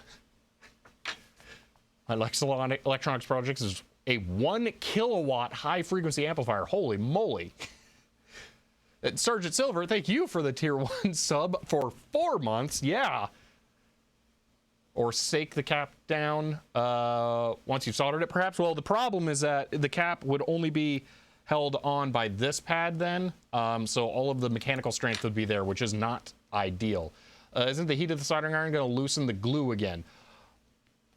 Well, it's not a thermal adhesive. So yeah, 9C, yeah, that one has a slight lifted pad.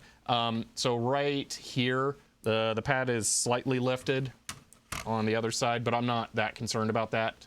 And the trace goes through it, so it's going to be fine. I'm not too worried about that one. So, or was it the other side? Oh, the other side is a little worse. Actually, both pads got a little lifted here. That was not ideal. I sacrificed the circuit board to get the camera shot. That was not the correct choice to make. Let's see, can I don't know, because that fastener is like right in the way. This is really hard to angle. Now they're just making a little jump ramp so you can like vroom, jump a car over there. Yeah, I think that one will be okay. Let's see. How bad is that? I think that one's going to be mostly fine. It would cause more damage, I think, to lift it up and try and glue it. But I can put a little drop of glue in there. You know, is there any reason I can't put like blue Loctite in there instead of like glue? Because this is resealable. I think I'm going to try that. Then that'll be removable for when the caps fail again. So I'm gonna see what I can do with that. Dogface, thank you for the 2 gifted subs. Wow. Loctite is cyano. I'm not sure what you mean there. You don't think thread lock will work? Loosen that? I don't know if that's loosened by heat. It's used in automotive applications, so I would think not. Cyanoacrylate? Oh, well, if it is cyanoacrylate, then yeah, it should be totally fine. Careful wick all pad clean first. That's a complicated one.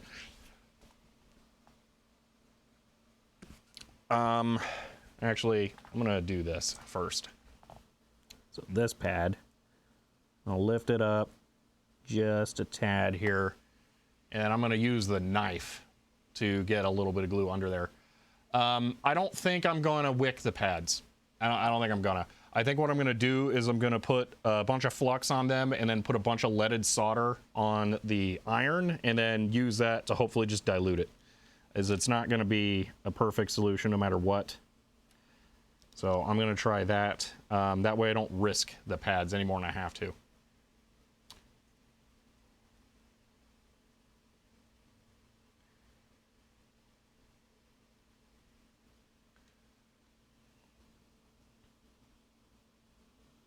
Here's what I'm going to do.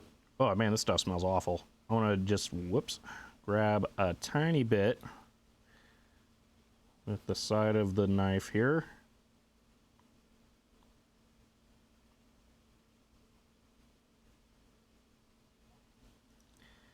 And put that under there.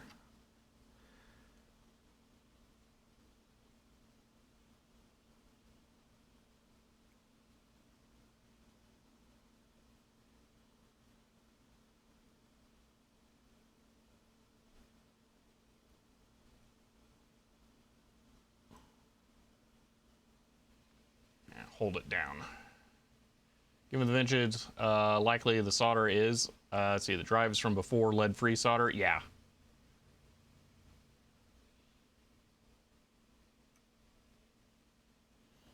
Okay, maybe more glue.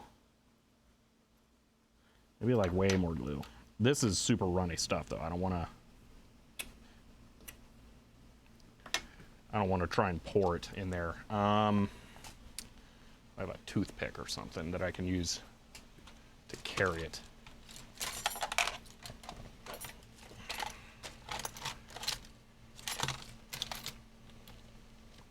Oh, this is going to bother me, but this might be perfect.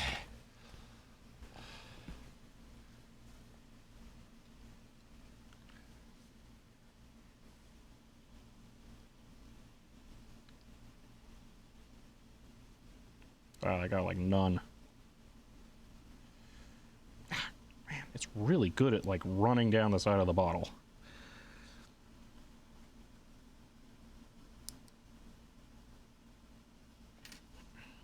All right, you know what? Let's just try this. Oh, that's not what I want. This is going well.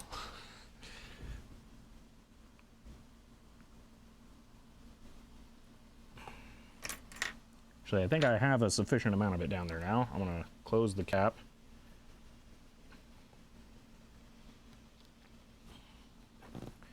Try and press this down into it.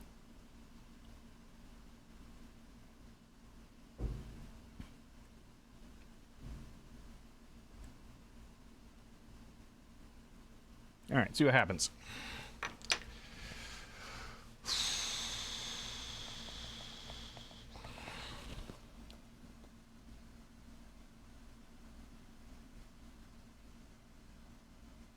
Never tried this method before, so I have zero clue of how successful this is going to be. This is just an idea I had because this stuff was right there and I don't really have a good resealable glue and I didn't want to use one for like half a drop's worth of stuff. Now I'm going to look for paper towels so I can clean off all the things I just soiled.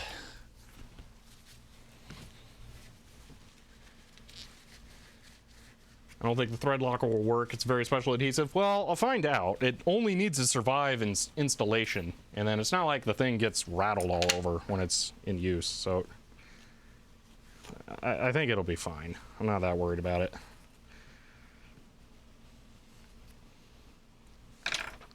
The absolute final alternative to that is running a wire, so. Get a fan to blow the toxic glue smoke away from me. What? A fan? Actually, unfortunately, the only fan I have is the one that's cooling the router. Oh, that's not true. I have a really big loud fan that you guys aren't going to like. Where's that at? What room did that end up in? Where is it? I didn't take it home, did I? Ooh, no, there it is.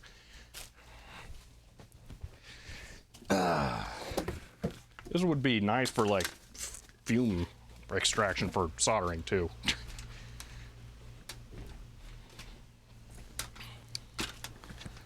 Yeah, this. That's all I've got. So, yeah. I don't know what just fell, but I don't like that. There's no way that's gonna stay there. How about over here?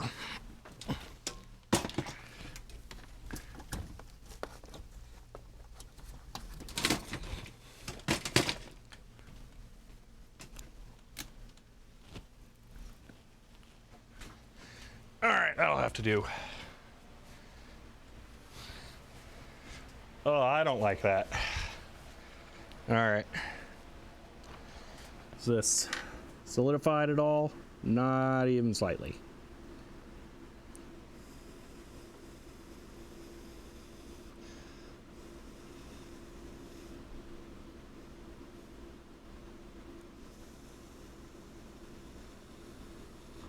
Wow, how long does this take to set? Jeez. I mean, the bottle does say like 20 minutes, I guess. Maybe this was not the best idea.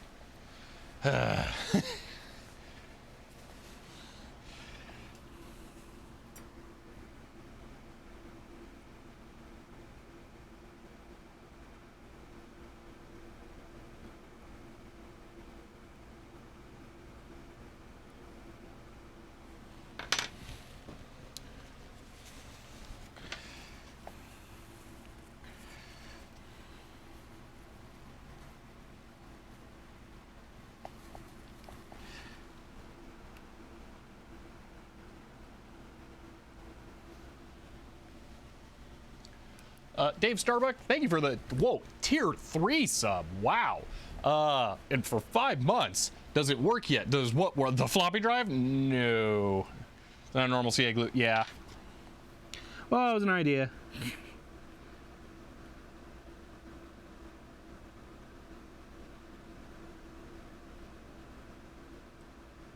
I didn't just wick it all up at once with that paper towel. I was just trying to clean the top. Ugh. All right, I don't really have a good alternative glue. The only things I have are these like individual applicator, here, that, super glues. And those are really gonna be hard to use. Would install a bodge wire at this point? Yeah, potentially. I mean, bodge wire before or after the trace actually finally lifts, it's not a problem. The trace just goes, refocus that. Trace just goes from here to there. So if it doesn't work, it'll be fine. Clean other pads with wick and solder the bad pad first. Yeah. You really want me to use wick a lot. I hate wick so much. I'm just gonna flux, flood, and re-solder. I'm not gonna clean them. I really don't want to. I don't like wick. So, iron is still on. Wick is the best stuff ever. Ooh, I disagree strongly. There we are.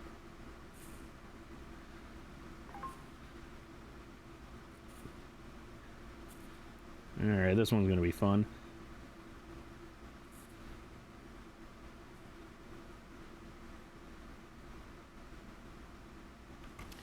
Alright, so there's that. Now, let's go ahead.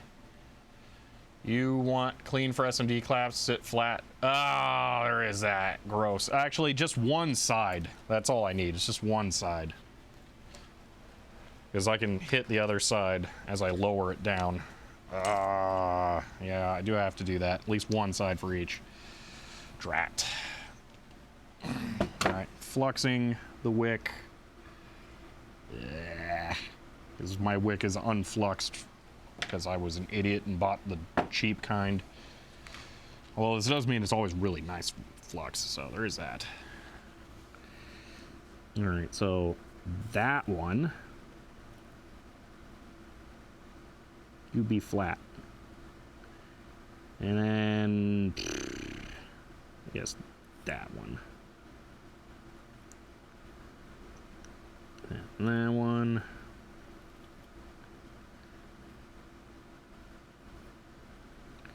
Alright, that'll have to do. So those are the flat ones. There we are. Alright. Wick's neither good nor bad. It's just a tool. No, it's bad.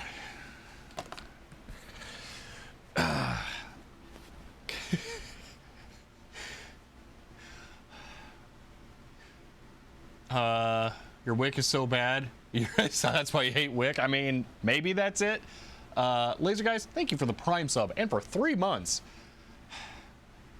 Hackle makes easy work desoldering chipso. Yeah, Louis Rossman has entered the chat. The problem, I just really don't like wick. I really don't like wick. It is so much easier to ruin stuff with wick than anything else. It's not a skill issue. It's that it sucks issue. I have really good fine motor skills for this kind of stuff. It's not that. So, all right, we're gonna graze, solder over these. My tip turned off. That way they are tinned.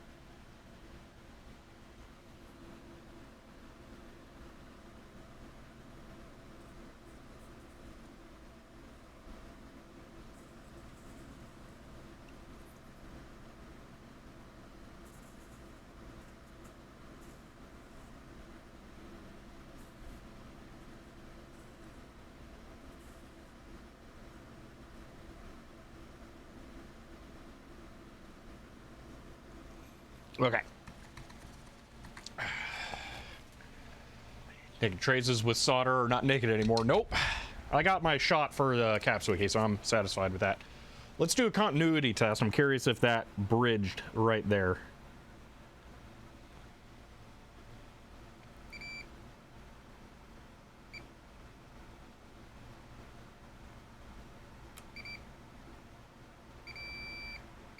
It did indeed.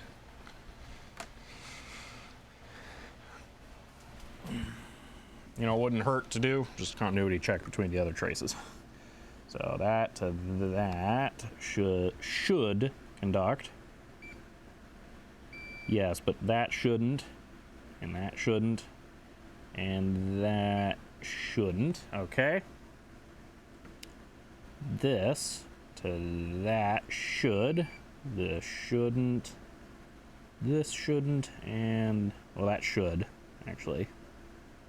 Yeah, that should not. Okay.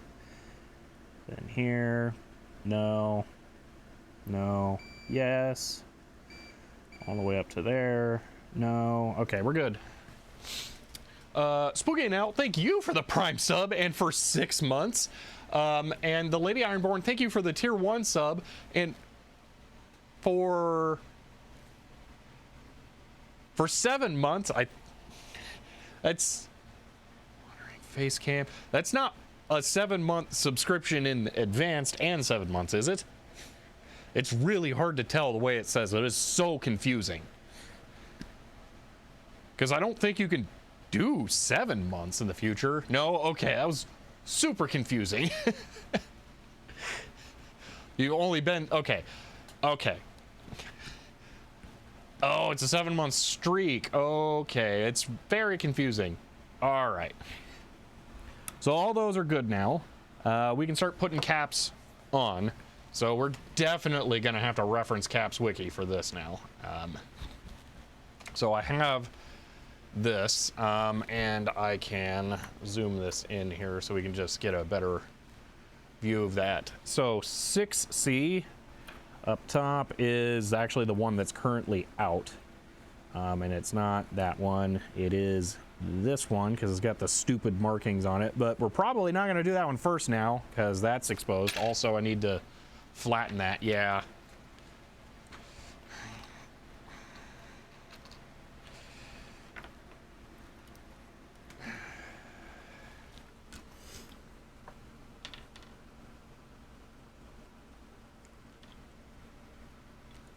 Just flatten 2 sides here.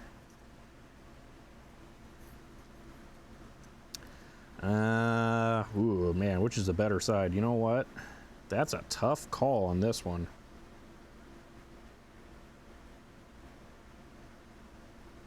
I'll do that one.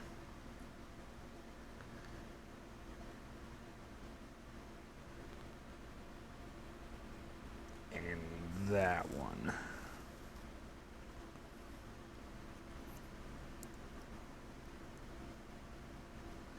All right, because I want to have for 6C here, I'm going to try and shift the capacitor over this side as much as I can so I can put an enormous solder blob right there. That's my goal.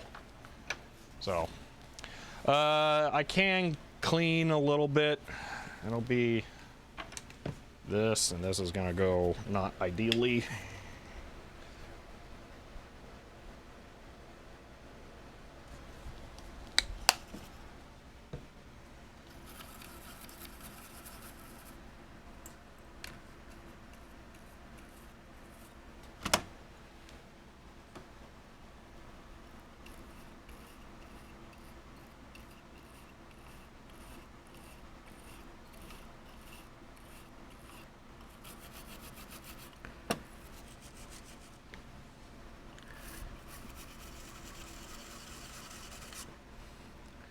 All right, we're going with that. It's time to put some caps on. Use paper towel with IPA? I really don't have, actually I should have. I should have paper towels, but I don't. That's on me. That's not like a problem with the office. I just don't have them. All right, we're gonna put some caps on. Paper will soak up. Yeah, well, I mean, I can try this. It's... There really isn't much on there. It doesn't even feel sticky. It was only down there.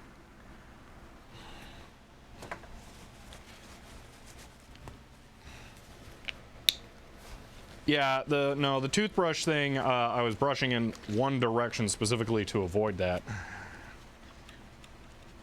Yeah, that's as good as I can get. I would like to take this out and rinse it. It's not an option. So, yeah. All right, putting caps on. I'm just going for it now. So we're gonna do, this is 7C. Yeah, we're doing 7C first, or is that 1C? Oh, 7C is the ceramic. That's 1C. So we're doing 1C first. And I'm going to be... I did that wrong.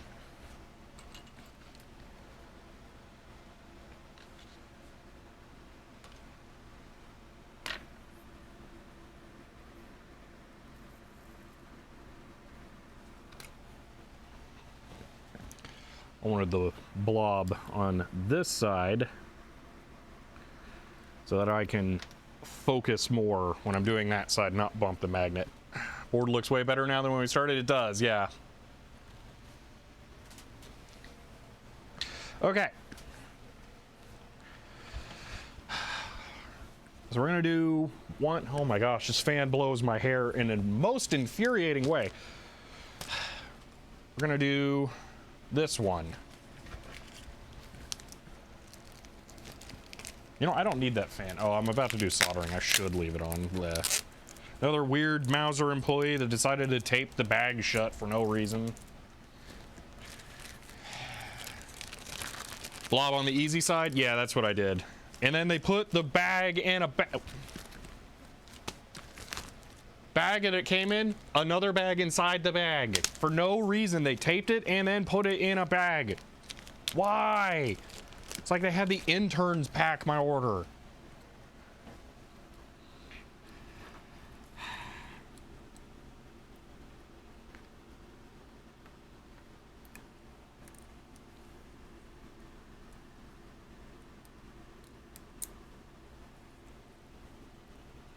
All right, so there is the cap I will be putting on.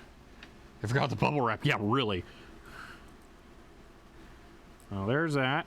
All right, these are polarized.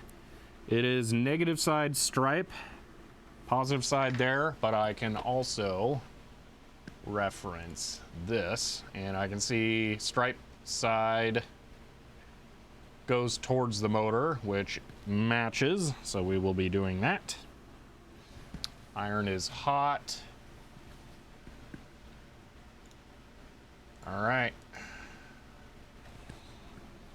Let's tag this down, and you know what I'm gonna do here?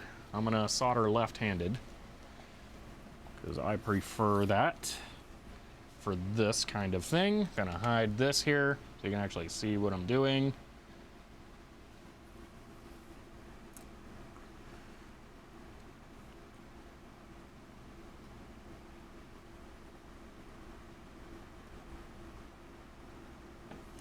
You know what I'm gonna do first? I'm gonna flux the bottom of the cap.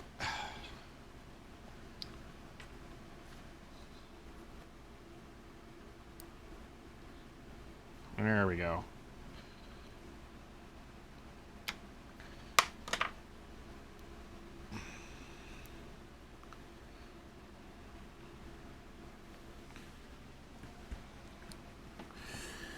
All right. Ow, don't touch the hot part. That's bad idea. I want to double check that one more time. Yeah, stripe towards motor. Okay.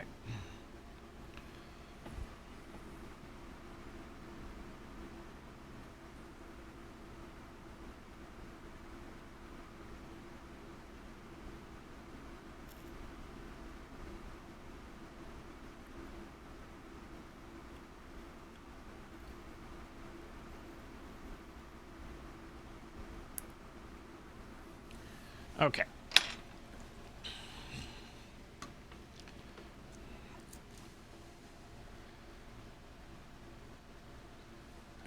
The snipped legs are part of the lead frame. What now? Oh, yeah, on the chip. Yeah, that part's kind of cool to see.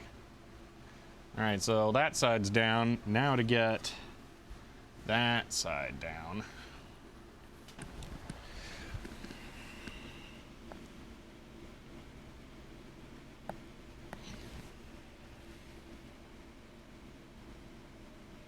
You know what? I'm gonna flux that first.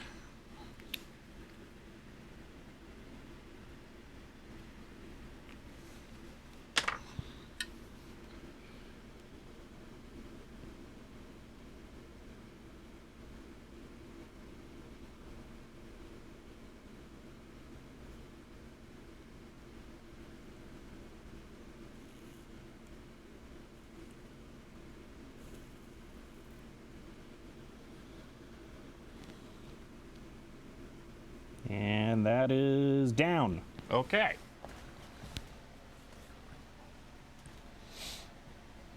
I guess I could have done that. Oh well.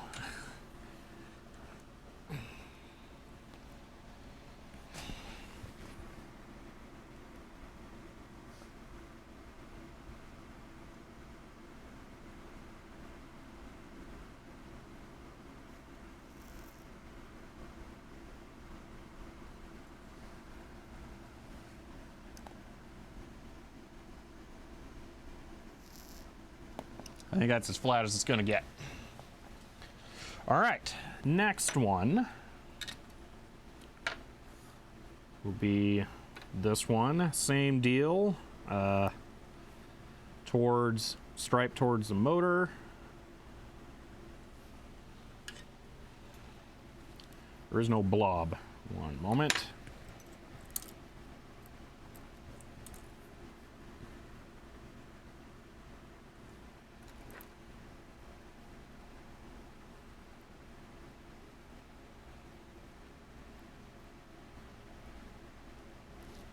Oh, you know what helped? You guys can see. Let's do this.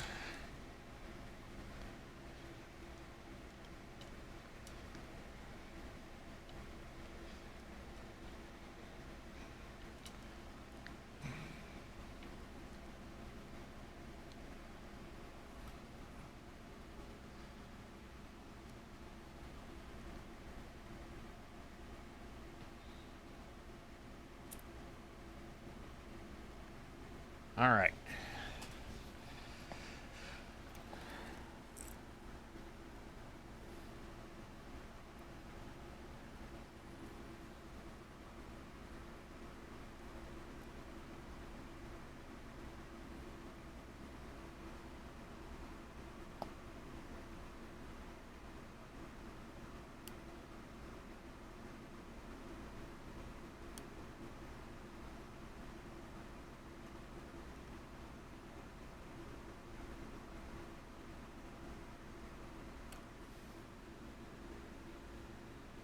There is no way that other side is going to get enough solder on there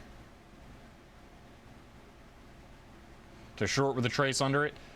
Yeah, the thing is I was trying to push it more towards that side. Now I'm really not sure it's going to work.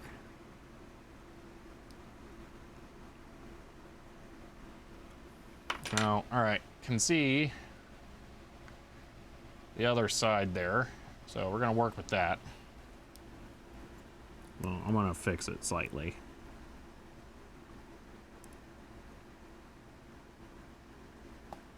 There.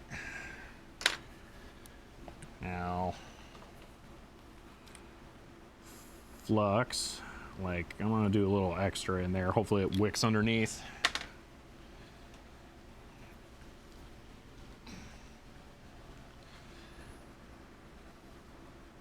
Yeah, you want that.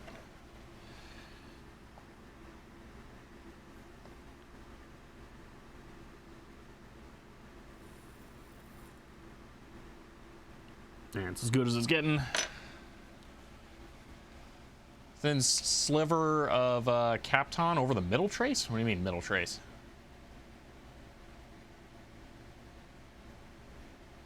I don't think there's a problem. we're not trying to prevent something from being connected. We're trying to make sure something does get connected. That's the thing.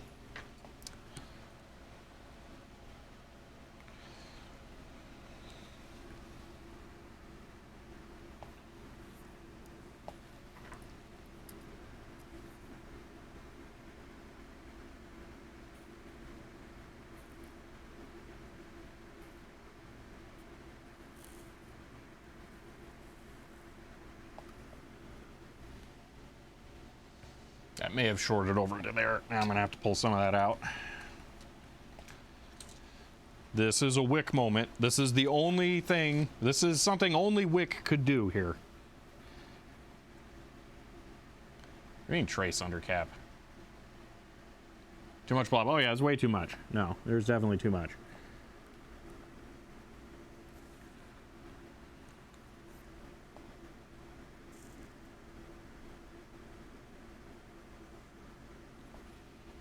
That's good. All right. Don't know if that's making contact yet. So, let's find out.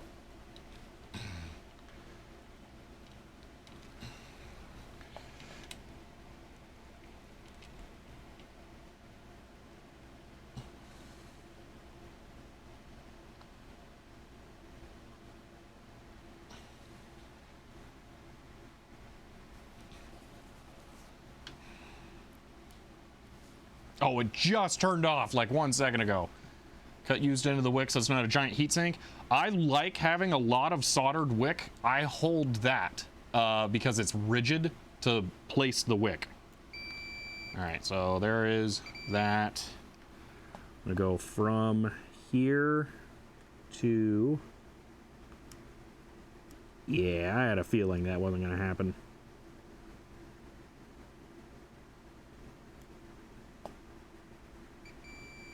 Wait, what? Oh no, it is making contact. Okay, it went through. It worked. So that's good. We made contact, and I will just check for shorts. Middle trace to left trace. Nope. Right trace. That's probably not good. Oh wait, no, I think that's... Yeah, no, actually that's fine. That's the weird one. Can't really go back. Chip pin is corroded. It is a little bit. Yeah, I was gonna flux flood that, I think. That's the best option I got. I can get in there and scrape it a little.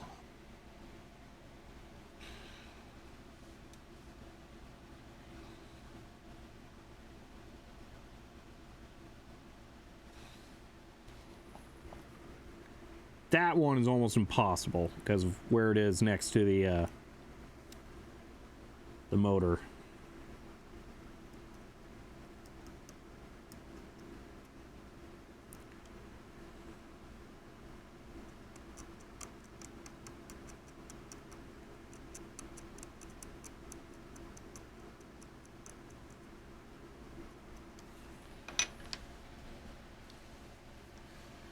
Do some finer probes.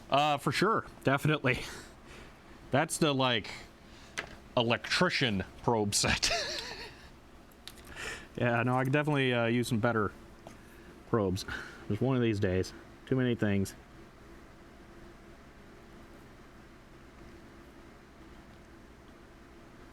Oh man, that's so close to the motor.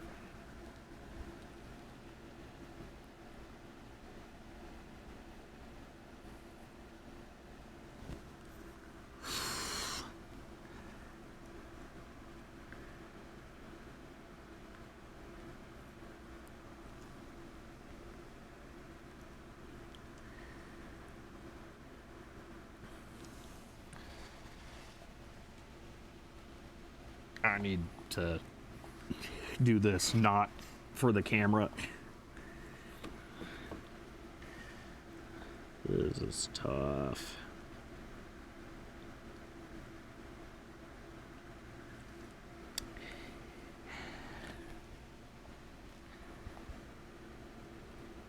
I did nick the motor, but on the top where the sensor isn't, so that's probably fine.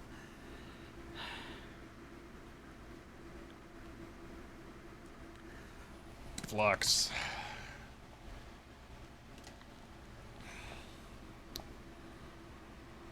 Oh, it's funny you mentioned that the camera is shaking. It honestly does an amazing job of not shaking the majority of the time. I don't know if you really get how weird this camera setup is.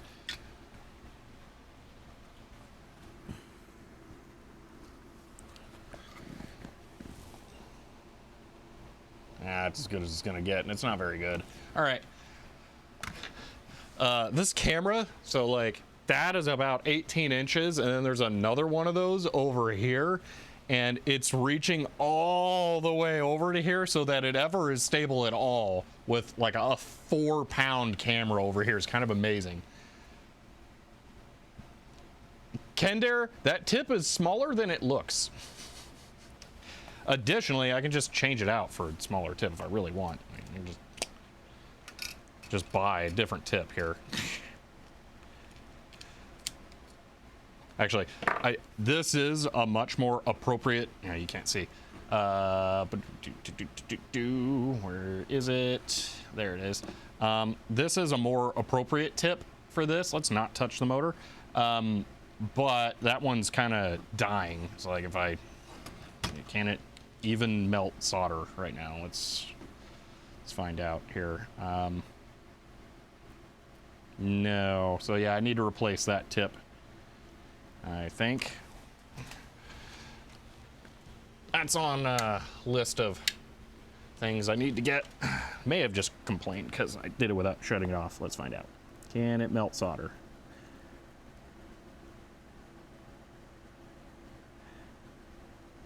Maybe. This is the one that was being really inconsistent, although it's not sticking to it, so the coating.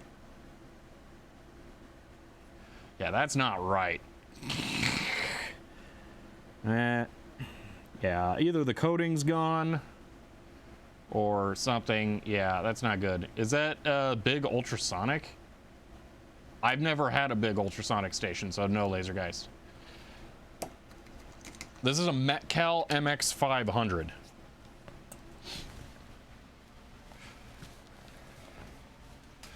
I'm gonna turn it off, change the tip back. Stick it in Weller tip activator. Ooh, that's a thing? I think that tip is bad though. I do need to replace that tip. Matter of fact, I'm gonna look this up right now so I remember to get this. This is... It's Amazon this here.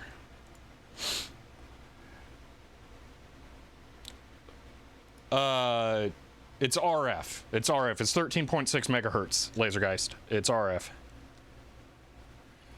STTC-13.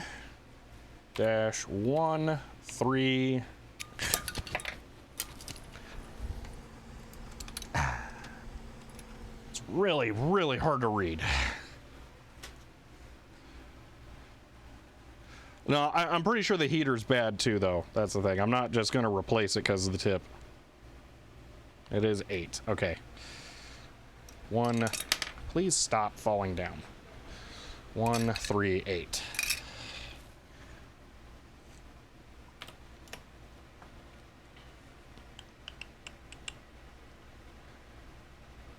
Wait, am I only going to be able to buy a Thermaltronics now? Okay, nope, that's... Drat, it's only going to be Thermaltronics.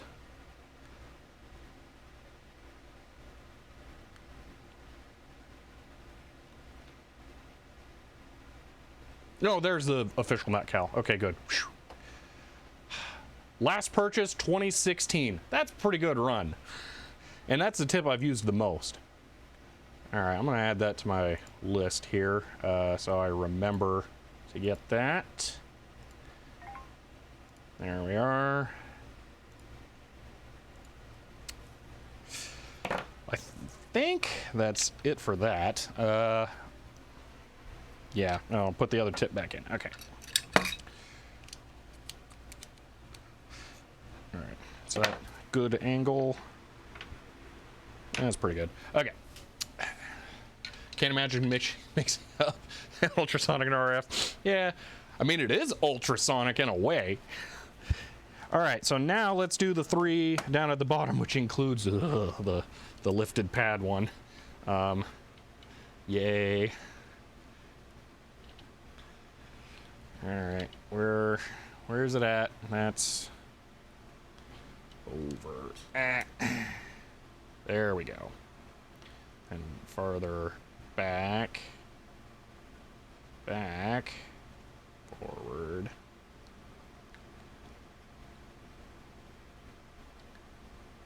There. Okay, I'm leaving it like that. The advantage of using cheap solder stations, I bought a whole load of new tips for mine. It cost me $4. Yeah, this is better though. This is better. I understand the cheap solder station life. I will never go back to that.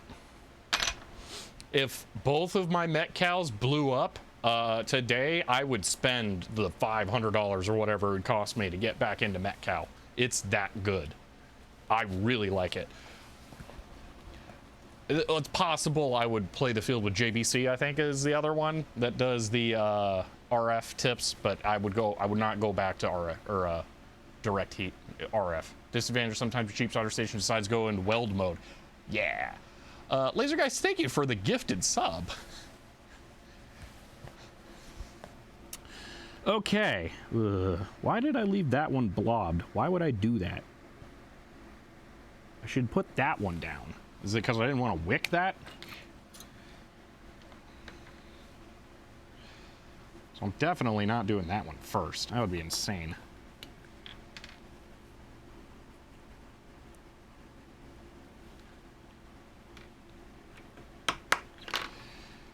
I don't have those capacitors out yet, but I gotta get the solder off of this. That's not on. No, put lifted pad down first? Really? That seems counterintuitive to me. Because then it's going to have the weight loose on it.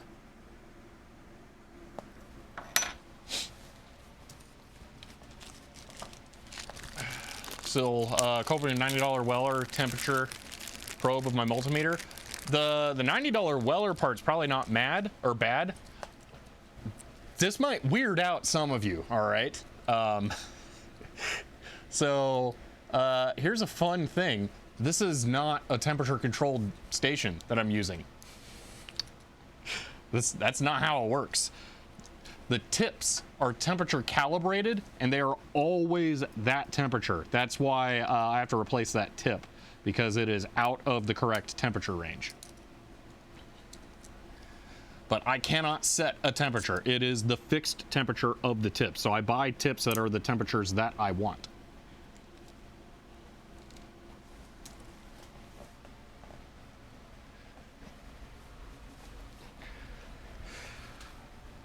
Okay, I'm gonna flux all of these. Wonder how they do that? That's part of the RF magic cartridge stuff. It's just how it works.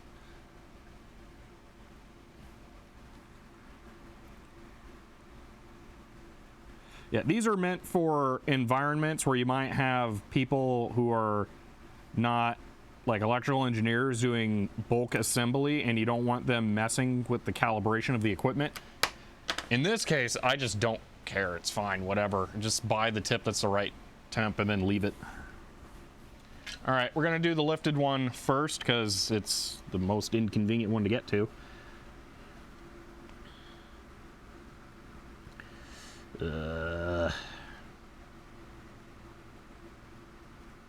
Must be lifted and by the motor.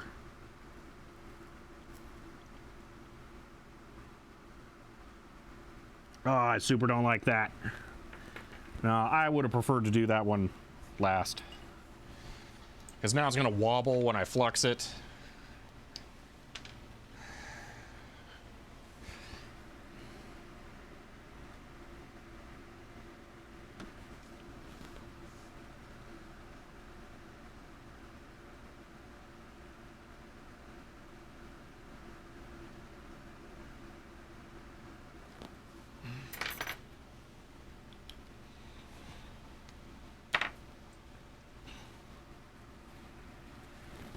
Here we go.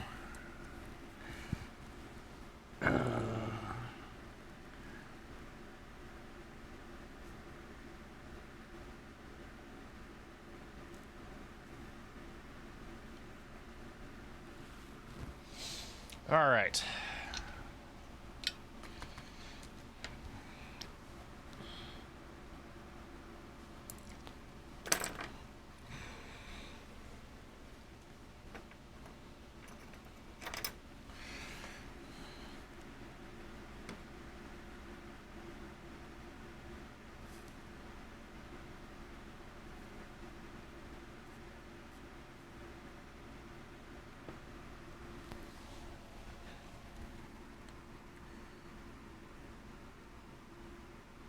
Now what I have to do.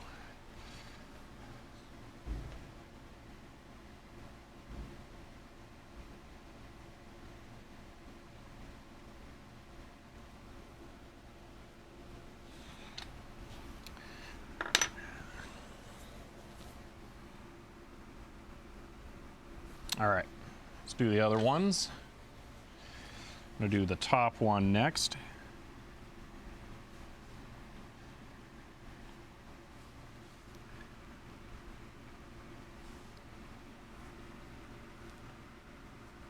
These are way easier. There's no weird motor thing in the way.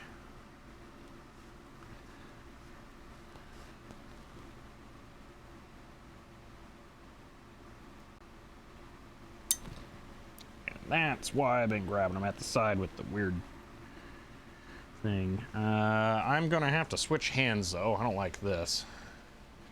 Press down and reflow the lifted one. Oh man, well, let me do this because that won't be affected. I don't know that that's gonna work or do anything.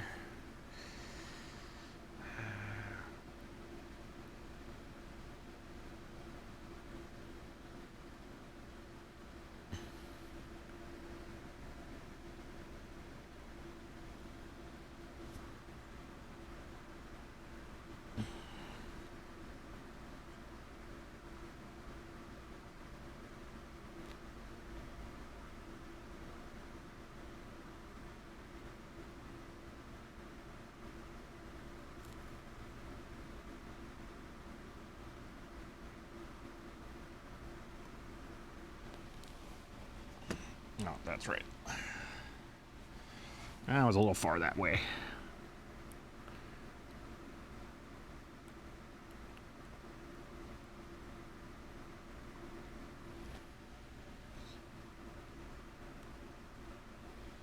There we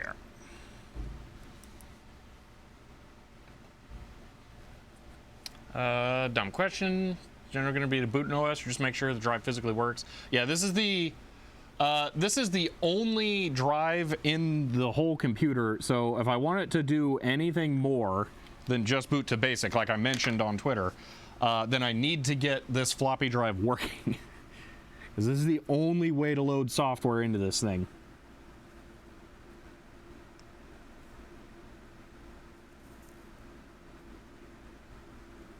There we are.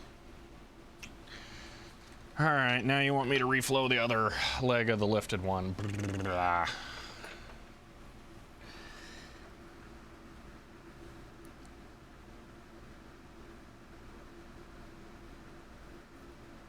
I did actually do something. I'm not sure.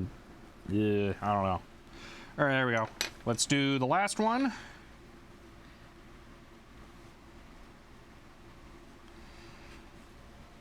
And I have to swap here, do this my not preferred way.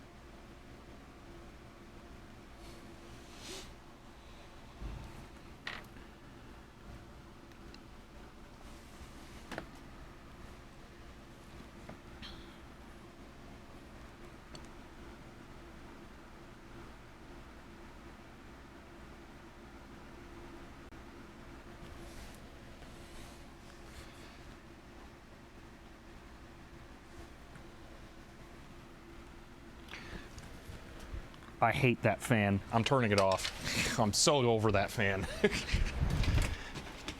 Get it out of here. No more fan. Oh my gosh. Oh. Oh, wow, my hair's not in my face now.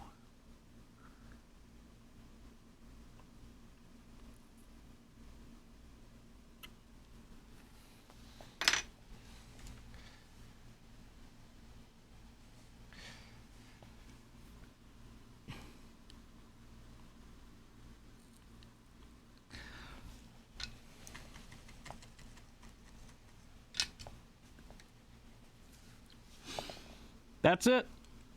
We're done. There is nothing left to do that we know of.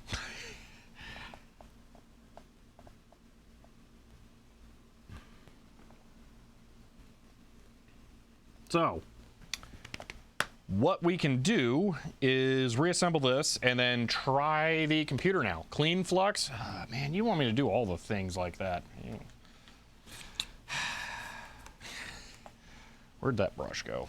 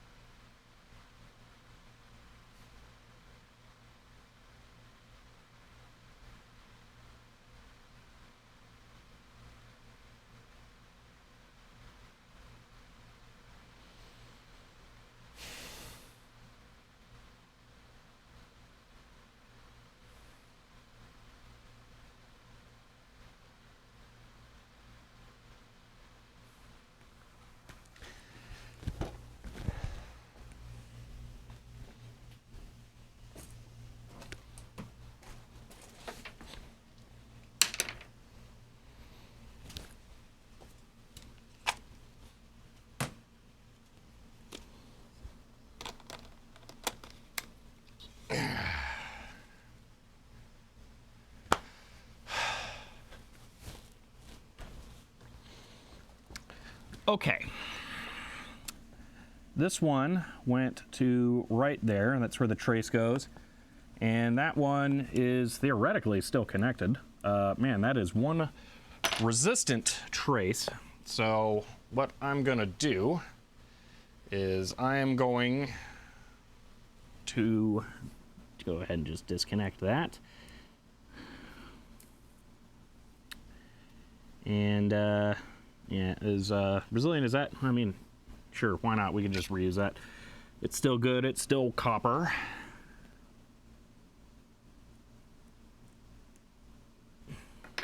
All right, but we're going to need a little bit of wire to go over there now.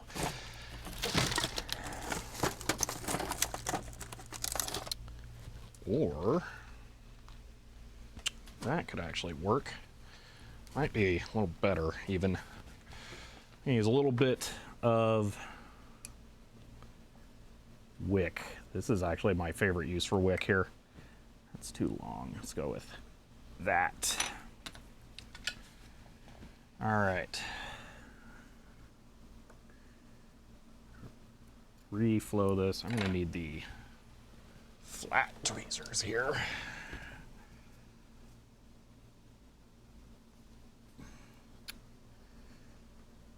All right, come on.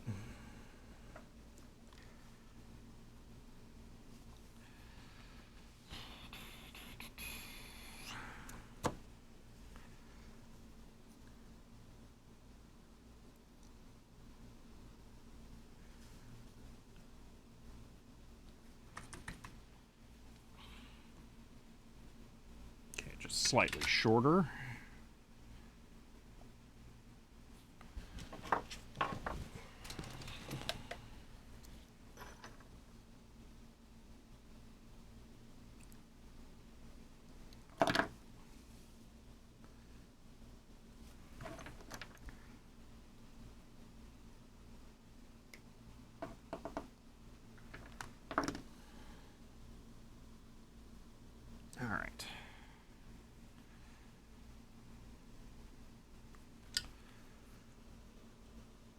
Digital Sig says CHEER 100, sending good vibes your way, Shelby. End of line. Thank you for the 100 bits.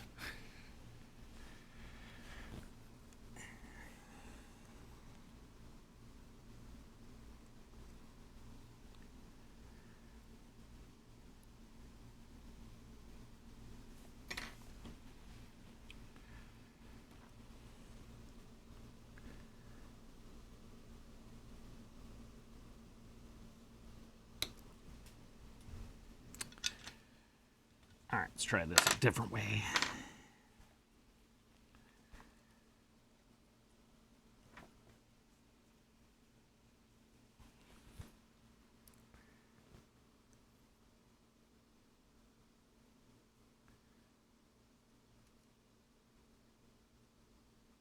Lisa just says PRIDE 100 dot my rockcopter goes soy dot enter dot. End of line. Thank you for the 100 bits, Lasergeist.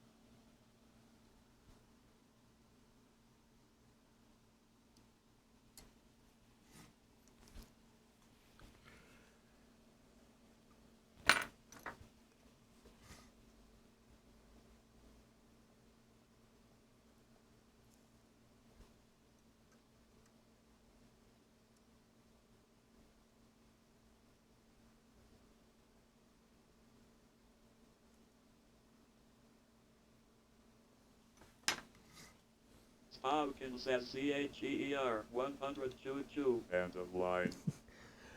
Thank you for the 100 bits there, Spooky NL. CHEER 100 End of line. Thank you for the 100 bits, Digital Ice Age.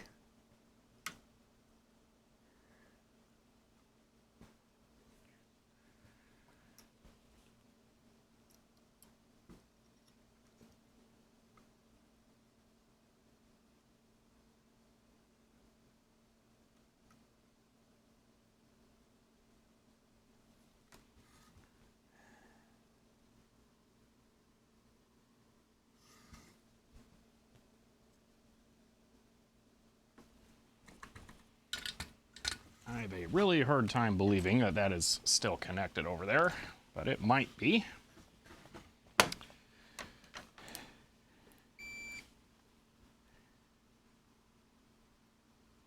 Somehow, man, that trace is a trooper. Okay. Says CHEER 100 Thank you, Poppy. End of line. So, I'm gonna double check this image.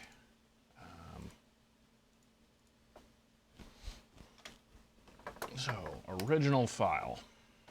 I didn't really want to download it, but sure, why not? I super don't want to open it with Darktable. Come on. Just go. No, that's not what I want. open this with GIMP.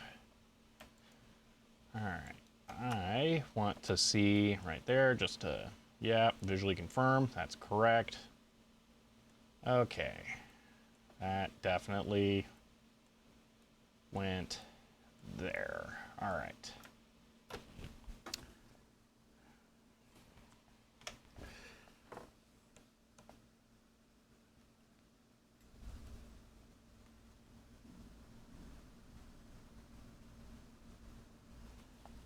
Make sure the two sides are not shorted. Okay, well that was a good check. How did that happen?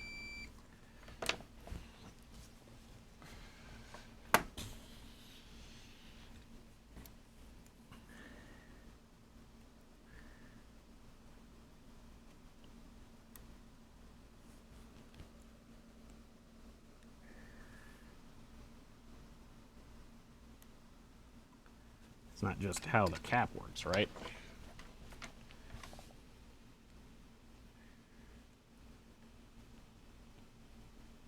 No.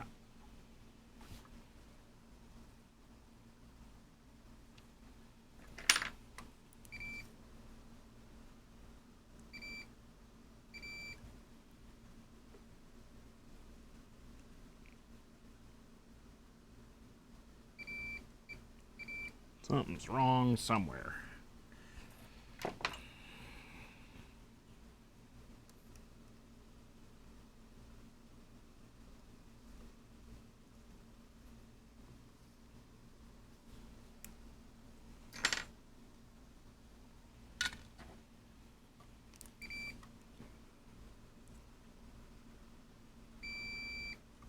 What?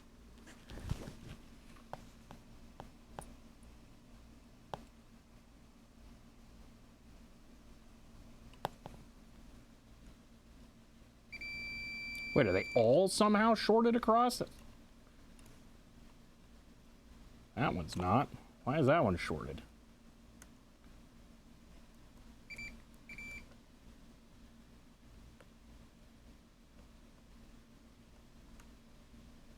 No, that one's not now.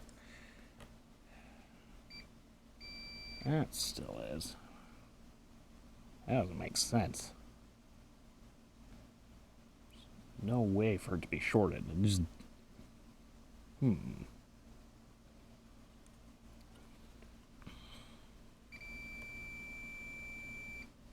Short on the other side of the resistor too. It's not...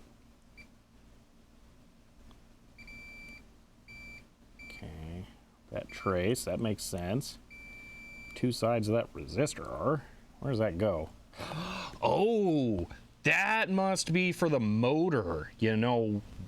Oh, I bet that, because that goes right under the motor, so it might be for that.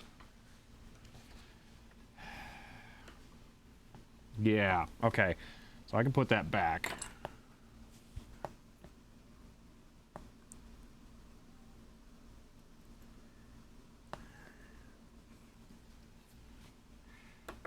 Thinking I don't trust that. I think I want to replace that. Just get it over with. It's gonna break on me.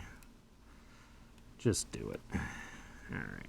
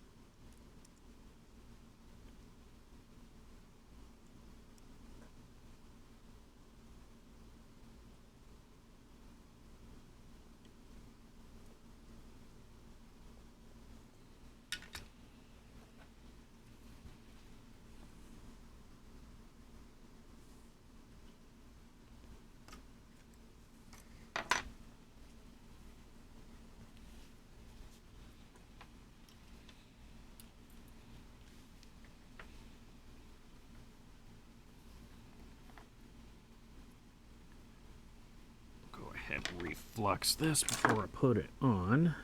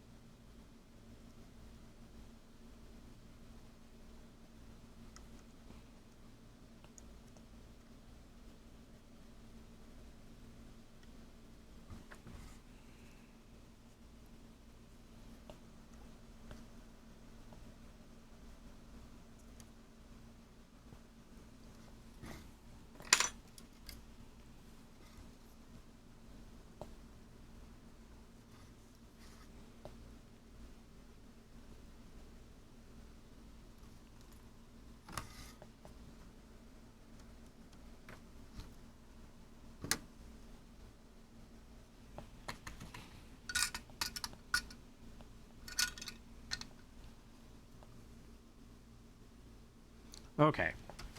I'm satisfied with that. All right. Let me catch up on chat here. Okay, where is this at?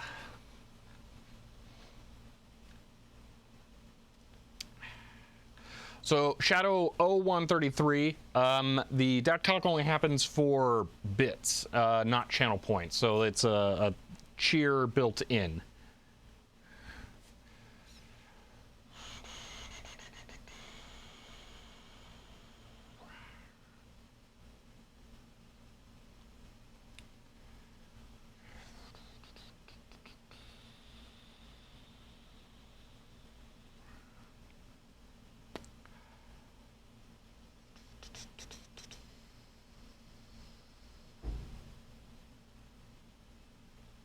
Missed the deck talk screech. Yeah, the serial packet being sent.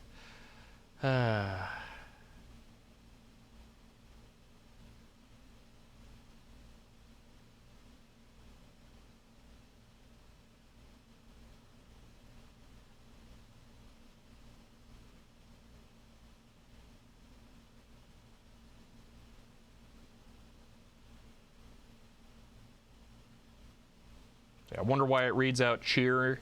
See, oh, so it reads out CHEER because there is a number directly after it. So it assumes anytime there are numbers touching letters in the word, basically, that it is like it's like a part number that it's supposed to read out every single letter. So that's why it does it.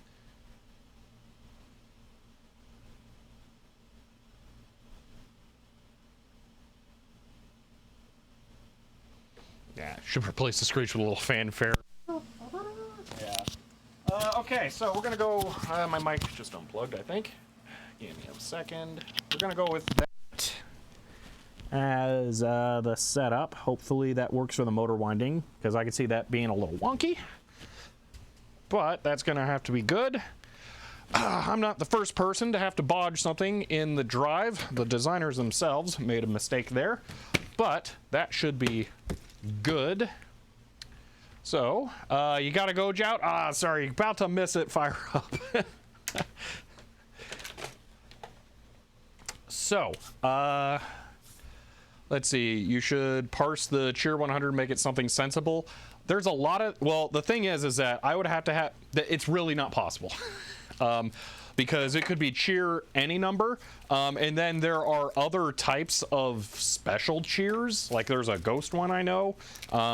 So there are too many variables to try and cover everything. So just letting it do whatever it's going to do is probably the best way to go. Plus, I don't have to spend that much time counter programming it. It's really not worth it. People know what's going on for the most part. But yeah, it's not really a simple substitution because of all of the things involved. Says CHEER 100. Hello, I'm back. Sorry for being gone for so long. End of line. That's not a problem, David. That shouldn't have gone back like that. Okay. Gotta put the screws back in for the drive. There was one that we took out. Ooh, that's really dark without that light there. Try and make that light a mainstay of some kind. Let's see. That's what regular expressions are for. It's possible. It's possible. It's just not worth the effort. That's what it is. It is not a problem that is worth the time it would take to solve it. There are much better things I could be doing.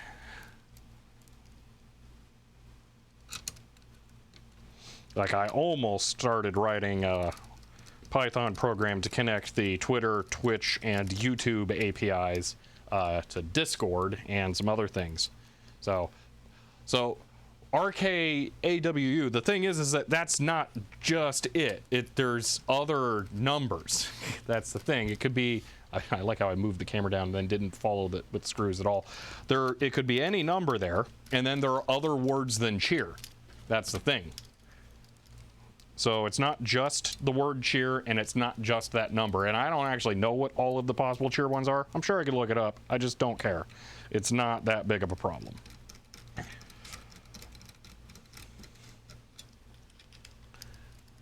Yeah. So. All right. After this screw, it will slide back into the tray dock rail thing. Weird IBM with its unnecessarily modular computer that eschews everything.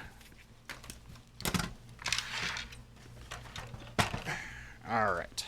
So actually I need to spin that completely around. Back to here. So we're going to get really, really close to this firing up in a moment. Camera, you want to focus here? Oh, well, that was my fault. It was on manual focus. Okay. Tighten that up. Okay. So that just yoink, boom, that's it. I don't have to put the top back on. I can though, because it takes literally no effort, so we might as well just do it. I will have to put the cable back in, but there's that. Now the monitor is not powered by the computer in a thankful kind of way, so I'm gonna actually have to go grab another power cable here in a moment. But there's that plugged in. Let me just go grab that power cable right now.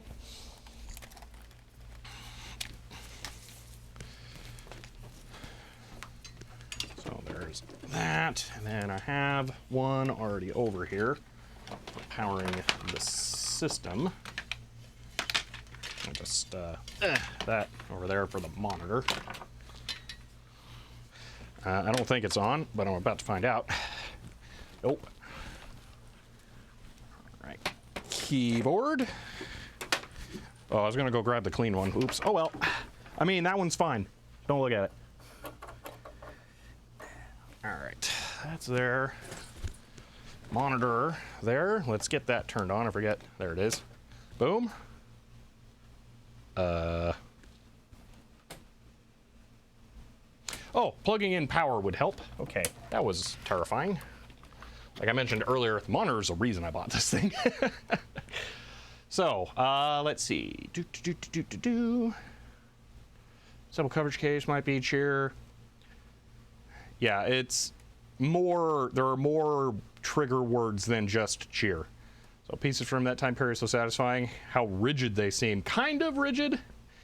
So, no wireless power yet? No. So there's that now. Okay, good.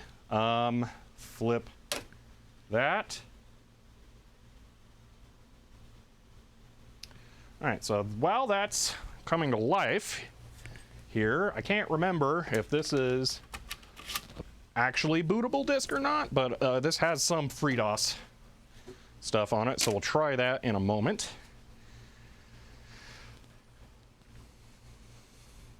Computer didn't blow up and it turned on, so it's not shorted. Man, that is so fuzzy. It's just the monitor, though. The beam on these is awful. If I bring this up here, you kind of see what I mean. Of course, it's like reflecting just right here. So the beam, when you make it too bright, gets really soft. But there's two ways, and then the other way really makes it blah. So you got to strike a balance on these. So, all right. There is that. And from here, if I press a key, it'll boot to basic. I don't know what all those errors mean. 301, I think, is keyboard. I don't remember what 161 and 163 are, though. So blinky cursor is just part of the hardware, actually. There's nothing software that controls blinky cursor. 301 is keyboard error. Yeah, that's what I thought. How is that possible? Because it just read the keyboard as well. It should be booting into basic, I think. I plugged keyboard into keyboard. Maybe it was just being a little weird. All right. Control Alt Delete. Okay. I'm gonna pop this in here right now. Oh, that goes in weird. Beep, beep.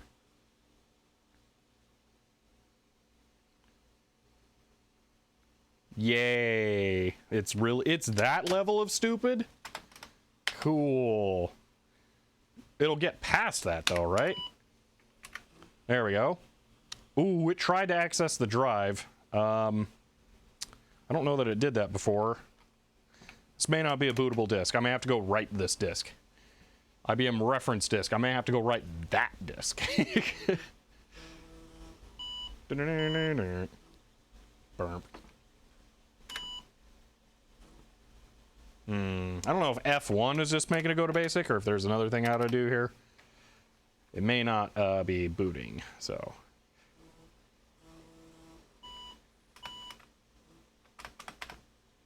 Enter. That doesn't go to basic. F2. Let's see. All years legacy BIOS. So I'm guessing F1 is continue, and then it's just going, it's not able to boot the disk. Okay. So, I'm going to try and figure something out here. Going to go write a disk with that. That computer, I don't think, is being captured at the moment, and there's stuff all over. There is no BIOS menu. Yeah.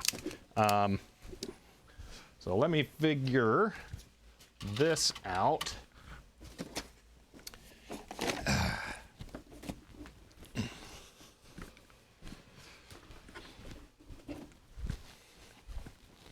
Oh, wait, actually, I had that camera working. Boop, that's right. I can just talk at you while I'm over here working. Hello. Okay. So I'm gonna grab that link for, excuse me there, the disk drive, or reference disk. Why does that keep just going to the Twitch chat? Let's just copy that. There we go. Oh, because it downloads it directly. Okay. And that is a disk image. Okay. I'm just gonna put that there. I actually had the Grease Weasel working with Flux Engine earlier, which was kind of cool. And then all the floppy drives were getting weird on me. So let's see if this works again. We started like seeking it random while they were sitting here. That was very confusing.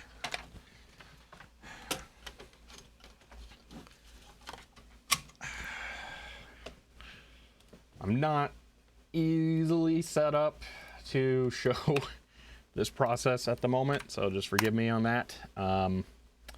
So disk image, browse, downloads, started with an R. There it is. Why is it 1.5 megs? That's weird. Browse disk. Oh, I can browse the files of that with the new Flux engine. Okay, let me see if I can get OBS running here really quick. This probably shouldn't be too difficult. Boom, tools, NDI. Okay, that's probably working. Let's see what we can do. Capture view. There we are. That'll work. Switch to there. Wow, that's super weird. What just happened? How? What? That's the same thing that is always giving us problems. Yeah, you know what? We'll just do this. I don't want to deal with that right now. Okay. But check this out. This is the disk image. I have the new version of Flux Engine. I actually compiled this from the repo that you can get. And we can browse disk and see all the contents of there. So that's kind of cool. It's not letting me write, weirdly. So if I pick that, maybe write. Oh, okay. You can't pick the image and then do that. That's fine. That's 1.5. It would be high density. All right, let's see what this does. That is looking, of course. Can it read it? Because, let's see, read. Oh, it can read. I was fully expecting it not to, that it would have some kind of weird error, because I've had tons of problems with this stuff. Huh, well, there's a stop. Okay, back, right, downloads, no, downloads, the image.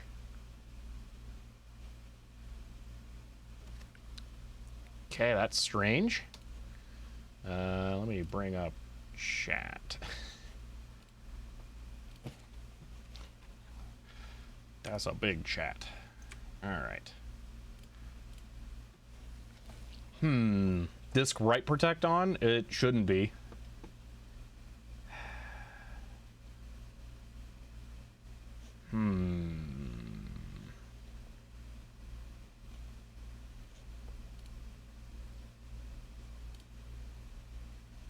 I could browse the contents of the disk, potentially. Yeah, so there's that. That's why I thought it would boot. It should be FreeDOS. Why can't I write to... Oh! There's not a write block on the Grease Weasel, is there? Uh-oh.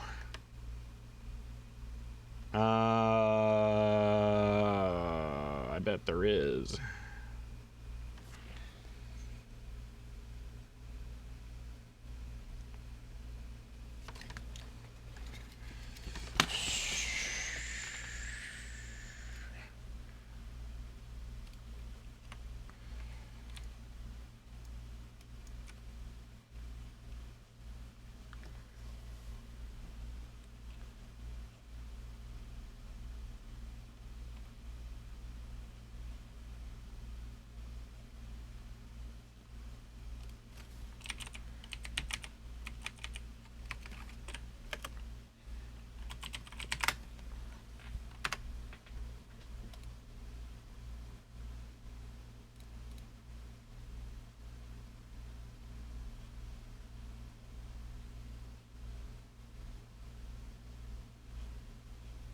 Yeah, okay, WRT enable. Yeah, I disconnected that.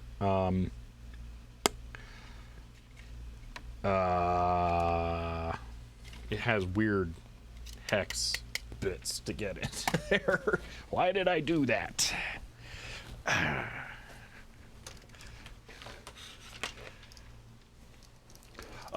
The test bench, that'd be a whole other kind of pain. The easiest way to do that would be to write or put it on a GoTech and then image it on there. Oh, I guess I could put it on. It'll be fine. I can just do this. It is blocked from writing to disks at the moment.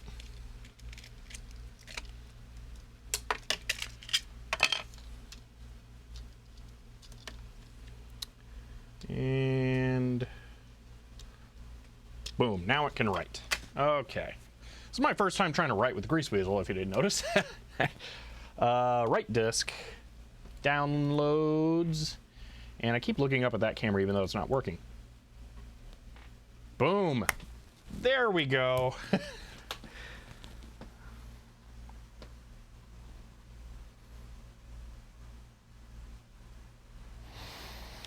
Oh, alrighty.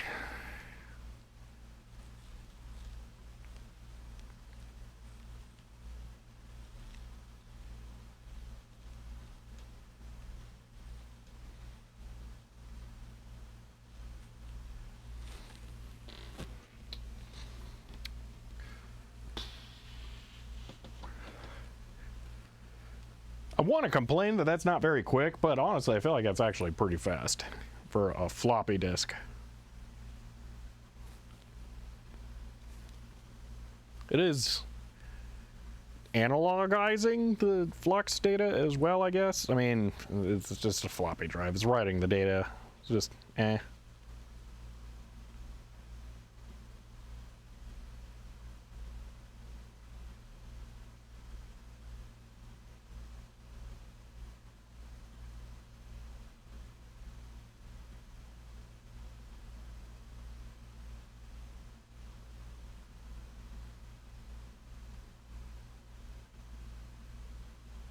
Get one of those 2x USB drives, yeah.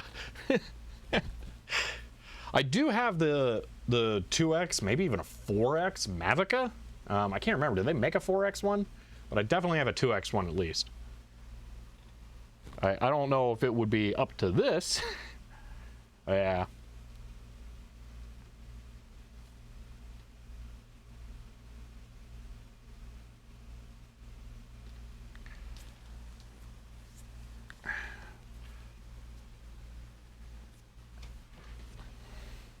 All right, that's it. So let's give this another shot here. Camera, that, okay. Oh, sure, it works there, but not, or whatever. All right, here. Let's hide that. There we go. Whoa, Mills 5. Thank you for gifting 10 subs. Holy moly. Wow. Thank you. I really appreciate that. Whoa. All right. Well, here's hoping this works. So that there is a reason to celebrate here. All right. So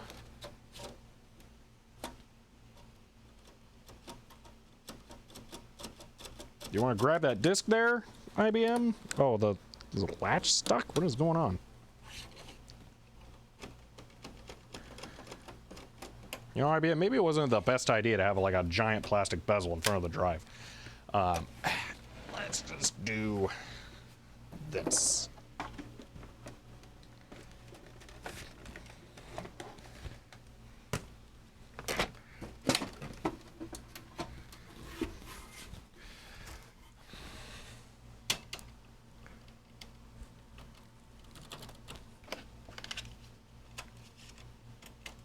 There we go.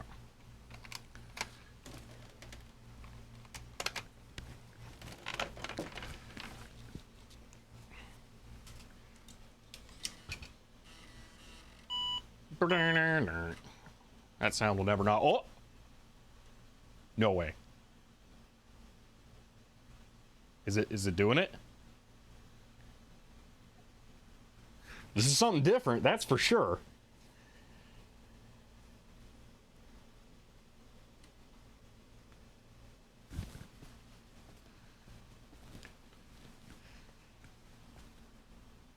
That's a long activity light on that drive.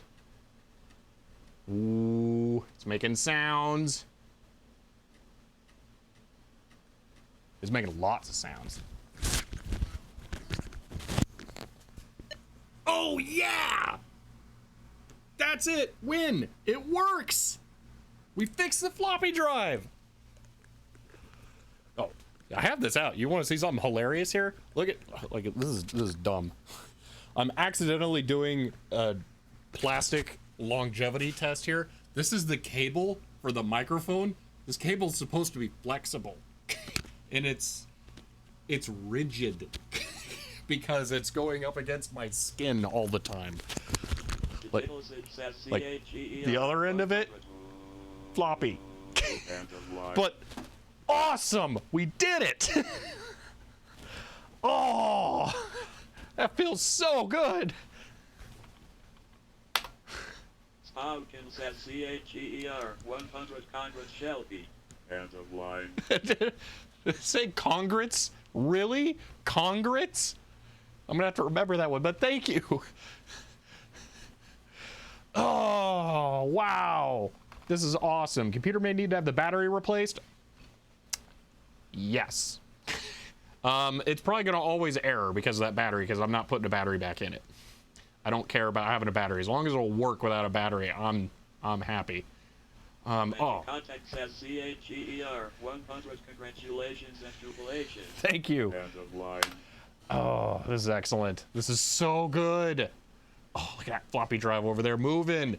Dude, this is a usable computer now, ish. Kind of, you know, other than the MCA-ness. But, you know, battery error. Okay, so 161 batteries error. Okay. Continues automatically, configures itself. So battery error appears again after the computer has been off. F8 forward, whatever. Okay, yeah, sure. Automatic configuration is being run.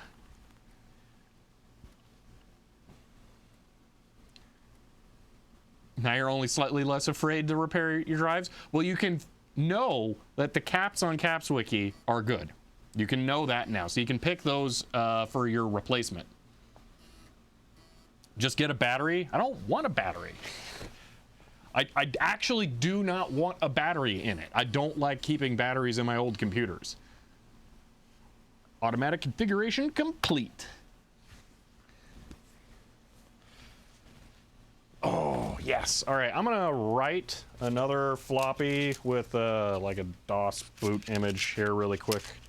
That one's something. So I'm just gonna go over here and start that while the PS2 over there is having party town. Let's see, what do I have on this? Downloads. I do have DOS 6.2 already on here. Excellent. Okay. No, not go again. Oh, wait, I can go again. Perfect. Okay. Downloads. I know it's just over there rebooting the, oh, what's it cranky about? Oh, probably the battery. Yeah. All right. It will complain every time you power it down without the battery. That's fine. I do not care if it complains about the battery.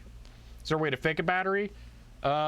Yes. The way it's currently writing a DOS boot disk over there. The best way to do it would be like a big capacitor that you could put in there, but then it would only be good until like you turn it off again. So that, yeah, there is. Look at that bleed. That's incredible. Holy moly. So yeah, there's like a, wow, so it's not a focus thing. Oh, that's interesting. Okay. So that, like that, and it's only brightness. Wow. Probably right there is the ideal point. So, modern super caps are better, but the idea would be you would put a cap in like that, and then it would only be good while you're actively using the computer, and then when you like put it away, or, you know, maybe it could be on or off for like a week while it's good, but then you could put, if you put it away, you would have to reset the clock. But I feel like a 1 week battery would be acceptable as a capacitor. So, let's see. I can probably, if I bring out my phone here, I can fix the display. Oh, you guys want to you guys want to see how awesome this monitor is? I really like this monitor. That was the wrong camera. Hold on. See if I can do this here. So the phone needs a reference every time. I'll be fine with that. I'll just have a disk that's set up for that. So we're gonna turn down the shutter angle. Yeah. So this is where this monitor is kind of awesome, all right? So you see that blue line that now appears? This is the magic of P7 phosphor and why this is so weird and cool. So when the electron beam first hits the CRT, it is a brilliant blue, super bright blue, but that flashes and fades quickly. Then, shortly after, it slowly energizes a yellow phosphor.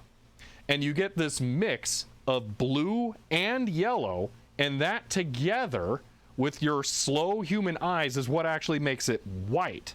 So if we turn down the ISO again and then bring up the shutter angle, boom, it becomes white as it's all integrated together, or at least close to white. So I need to figure out, there is a balance here. So it's like 358 something or another. The flicker can be somewhat eliminated because it's a 59.94 hertz signal. So somewhere about right there. Boom. A little more. And getting rid of it. We're getting close. There we go. No more flicker. So that's with the two phosphors perfectly blended, and you get the white image. So how cool is that? I really like that. It is really slick.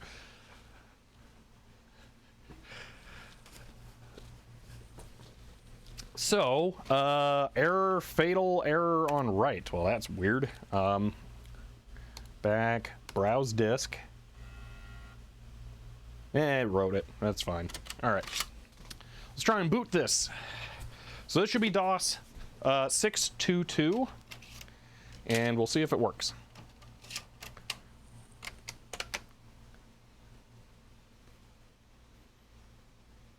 So for the first cap you removed the floppy drive, what happened to the pad? The first one was fine. Okay, that's battery error, yeah, whatever, continue. It's accessing that drive. Starting MS-DOS! Yes! Boom! Cha!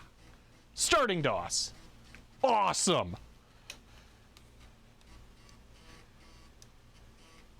It's an actually usable computer now. It just has to live the disk life, but that's fine. Oh, yeah. Oh, that's awesome. Oh, yeah, it's got a lot of burn-in. It's got a lot of miles on it. F3. Yep, F3. DOS. Oh, hold on. Now we got DOS. Dir. Oh, it's a computer. How excellent is that? Oh, I'm happy. I'm very happy. Let me see. Do I have anything this can do? Whoops, I unplugged my mic. It doesn't require installation.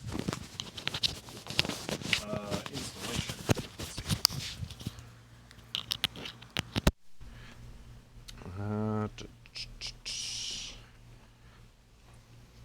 Is this multiple discs? It is multiple discs. Okay, that won't work.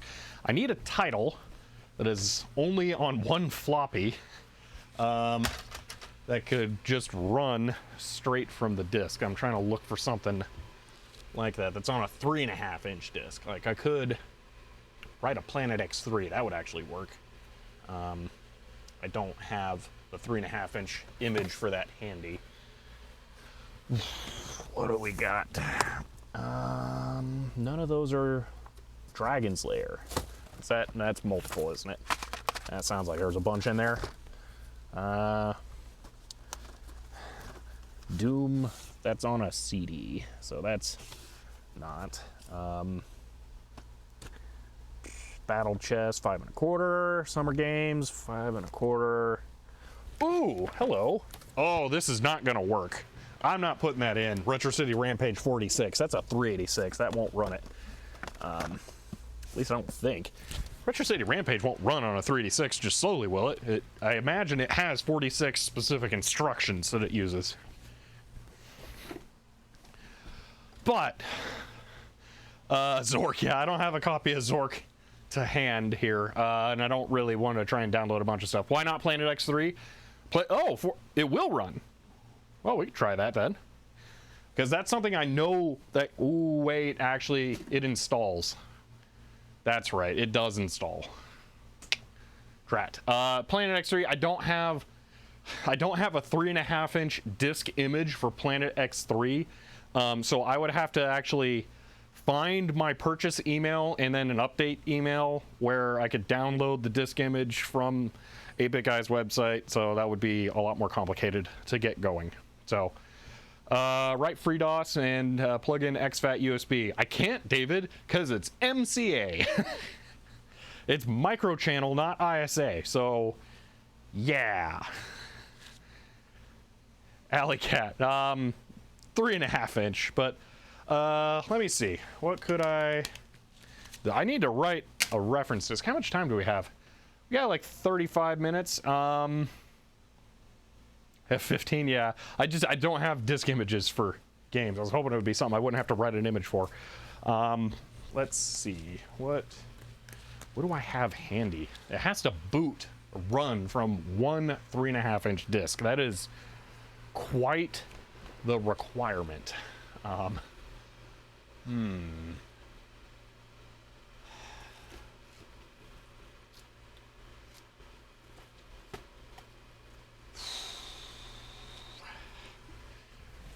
It's like all the 3.5-inch games I have, they install. So just one isn't enough. None of these Monopolies are 3.5-inch, are they? That is a single 3.5-inch disc. Ooh, okay, we might be able to run Monopoly here.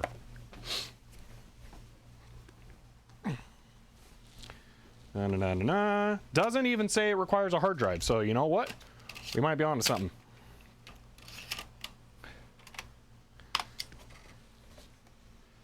Ah! Why is it in a directory? It's a directory named Monopoly, and that's it. But Paku, ooh, that's interesting. I'll keep that in mind here. But we're about to at least run something, I think. Is that disk write protected? I don't know. I assume, yes, it is. The switch is flipped. I assume that the drive won't abide by that if it's gonna really do something nasty.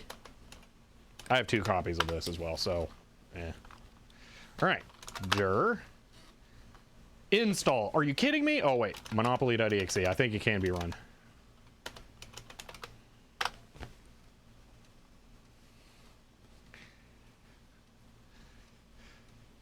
CRT rebuilding. HARDLYWORGEN 71 SICHER 100. What did I miss? The whole stream.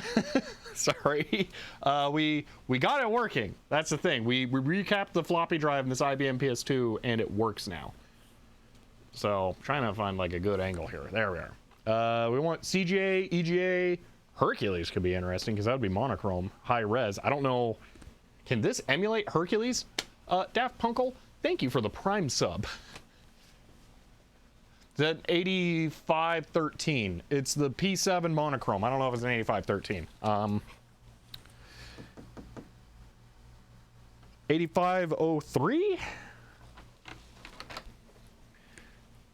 Flare Spire, thank you for the Prime sub and for 7 months. Tandy is dandy. I mean, Tandy might work.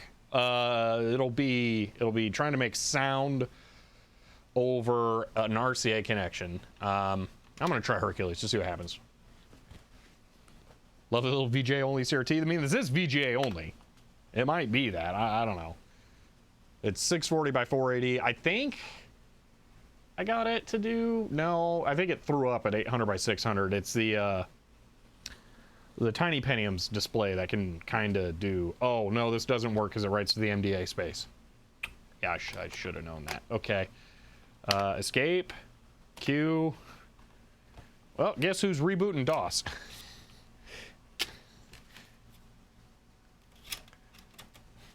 Boop. All right. By the way, I wanted you to know, I know you don't just want to put a battery in the stream, but I want every single time you have to run. I'm fine running the configuration. You know, that's why I can't boot without the reference disk. Strongly recommend installing a battery. I will live happily ever after without putting a battery in here by just having to run the reference disk. Because I'm going to be real I'm never going to use this computer. There is zero reason for me to ever use the PS2. That's the thing. You got to go, RK? All right, see you later. 3 to notes, 13. This is like a, I want to say like a 12-inch, so probably 13.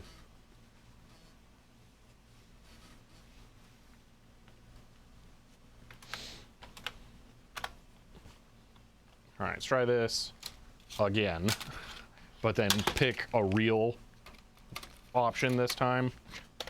CD, Monopoly, and we'll go EGA.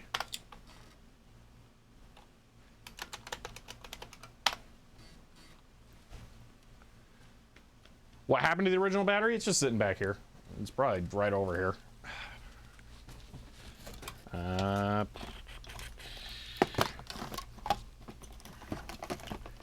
Here it is.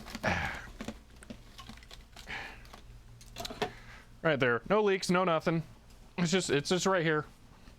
I just don't want batteries in computers if I don't have to, because one day it will leak and then it will ruin stuff. And in this case, it'll ruin the speaker, and that would be it. But still, it will ruin it. It's probably still good, but that's temporary.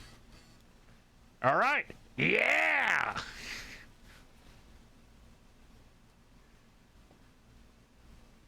Wow, that was so slow.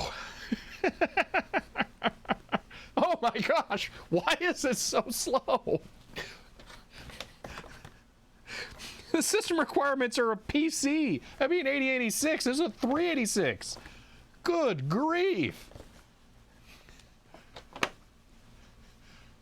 Yeah, oh yeah, do I need to change the category?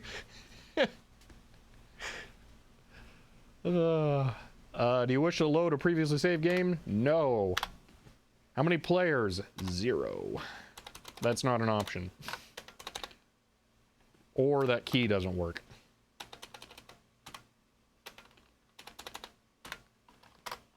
Wait, is that speaker working?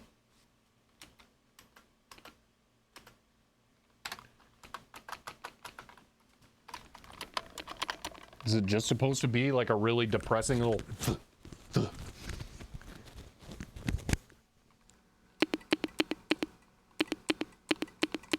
doesn't seem right.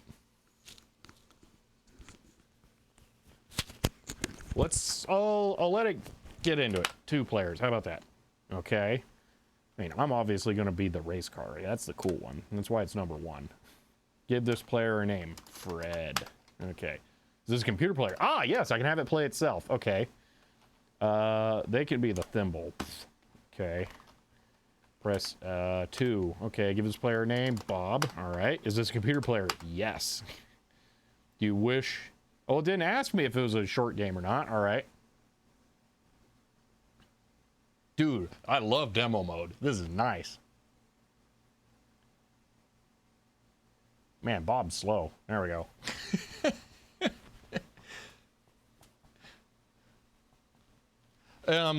Let's see. The box has up to a PS2 listed on it. 512K of RAM. I mean, it looks like it. That's a lot of graphics.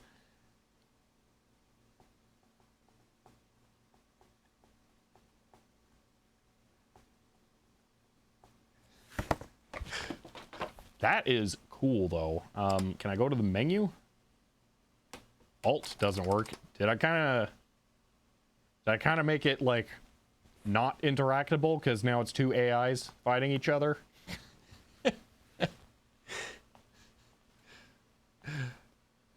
Love that rice pudding color of the phosphor.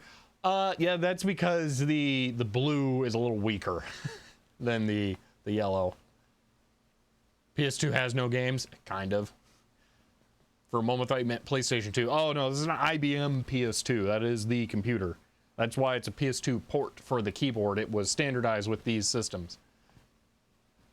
But yeah, that is completely working. That is awesome. I'm so happy. It's a usable system in some ways now. I was afraid that there was going to be insurmountable issues once we saw how bad the traces were. I'm glad we spent some time repairing those, because I feel like it was probably worth it.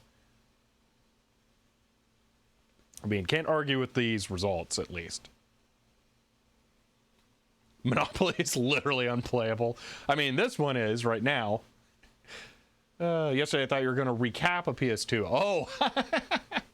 I don't think there's a single one of those in the office. Do they have issues with capacitors? I have not encountered that. I have the fat and the slim, so if one of them does, we could cap map one at some point. Yeah, I'm really, really happy with that. Let's see. What's that other thing?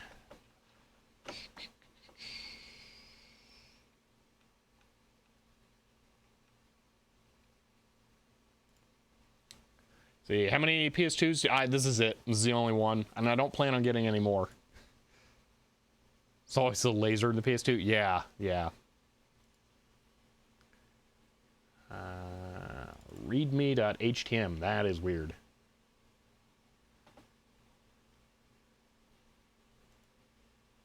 So this must be new. 2011 dates in the image. Not a PS2 collector. Definitely 100% not a PS2 collector. Absolutely not. I refuse to have any more of these boat anchors around. Wow, the source is included for this thing. Huh. Ooh.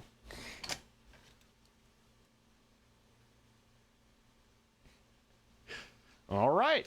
January 1980 byte break. We will just leave the computer playing itself here. I'll put the lid on and put the monitor back on it. I don't know what's gonna be the thing with getting the drive to like eject or what. Because that was kind of annoying. There's that.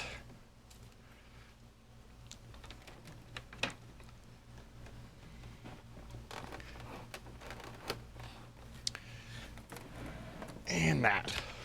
Boom. It's a computer. It's kind of awesome to see. Like, it actually works.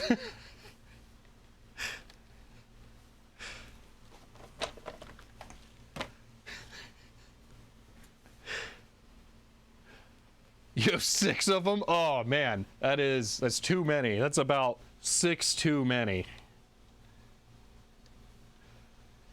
Yeah, the design is really nice. I'll take a picture of it while it's all set up and purty.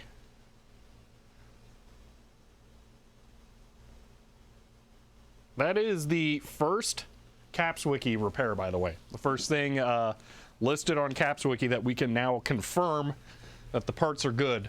I will probably make some kind of shorter video out of this that can be referenced from CapsWiki so that we can link to like a guide type thing. But yeah, that's really sweet. Just wish it was something I was more excited about. I thought this was going to be easy. In the end, it was not, for mechanical reasons. We'll have an easier time with some other stuff later. So, only have a PS2 50Z. I will say I definitely don't know what they are based on the model numbers because I just don't care about them. But yeah. Spaghetti now gotta go. All right, at least you got to see the final conclusion here. I mean, it worked.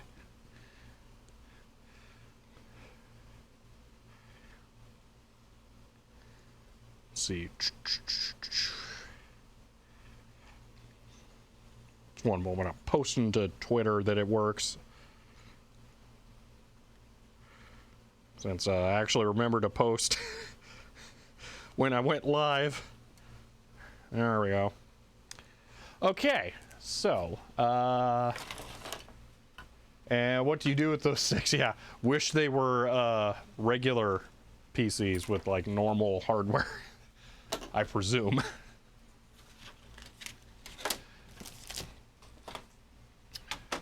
I have a 50Z 286. Yeah, so I thought I had a Model 30, but it turns out it's a Model 70. I don't know what that means. Is that 70 megahertz for the processor? it's I mean, it's probably like that. 70 megahertz for a processor seems a little weird. Now let's install IBM AIX. Yeah, well, we would need an ESDI hard drive for that, or a weird SCSI adapter thing. So, what would you say was the most collectible piece of consumer hardware you own? I mean, it's probably either the Philips CM100 or the DeckTalk DTC01. Oh, wait. No, that's probably the TAM. That's right. It's almost certainly the TAM. Oh, I do have a Lisa. That's true, too.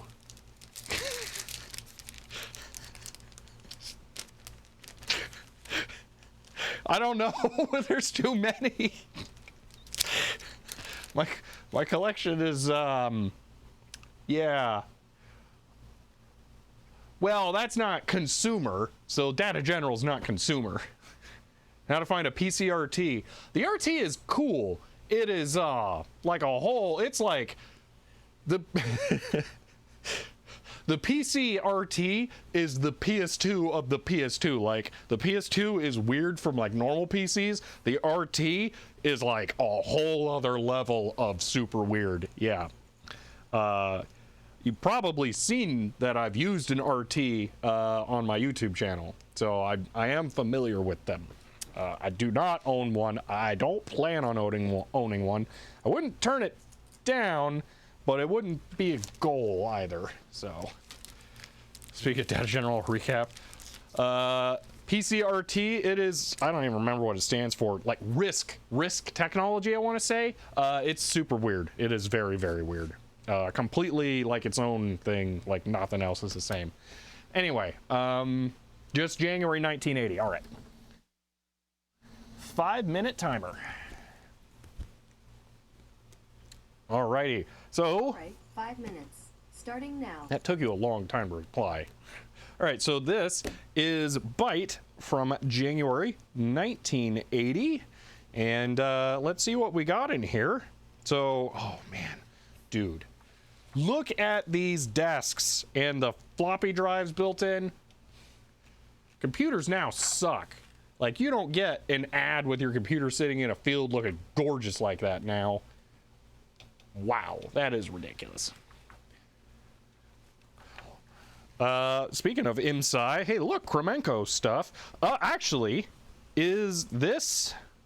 You know what? It's really funny here. You say IMSI. This is actually a very historically significant ad right here. In here, it says it somewhere. Where is it? Complete computer engineering, yada yada. Byte, ROM, statogram. I think this is it. There we go. Right here. This ad is actually the first. This is it totally by coincidence here. This ad is the first mention of S100 ever. Kremenko was actually petitioning all of the companies who were working on Altair bus peripherals and cards, and they were trying to get them all to standardize on calling it S100 instead of Altair bus. Because Altair owned, you know, the name Altair, and they couldn't use that for advertising. So Kremenko was pushing for that, and this ad was the first one to say S100 in it, anywhere. So how cool is that?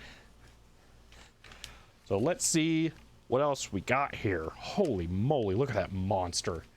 Good grief, that's like a 20U. It's ridiculous.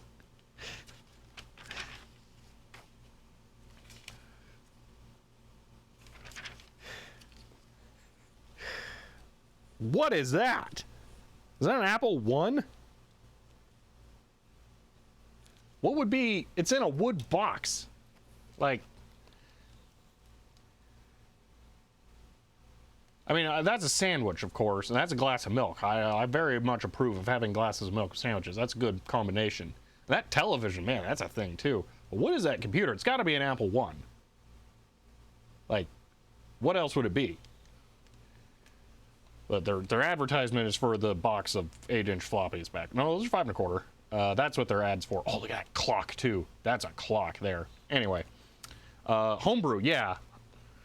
Ohio Scientific. The Ohio has wood sides and a blue metal case. I don't think that's it. That might be in here actually somewhere.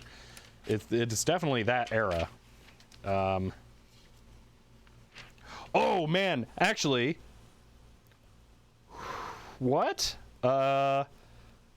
This is interesting. So these are blue, all right? This is hilarious because I was actually just talking about this with someone.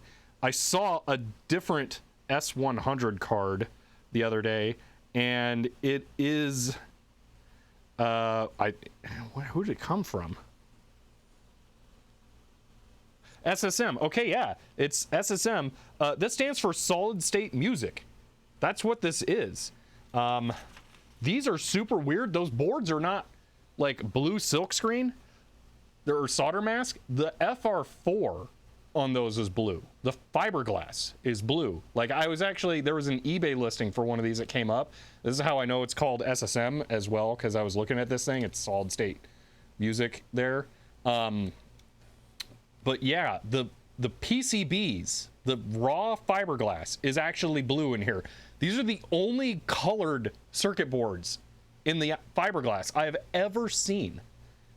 Like, what? I don't know how that's not more common, but that's cool to see an ad for that. Because those are blue in there too. See, have all these magazines been scanned by you? Oh yeah, all Byte is definitely scanned. You have a bunch of blue FR4 proto boards, not blue silkscreen, blue FR4, because that's really cool. Didn't IBM use black FR4?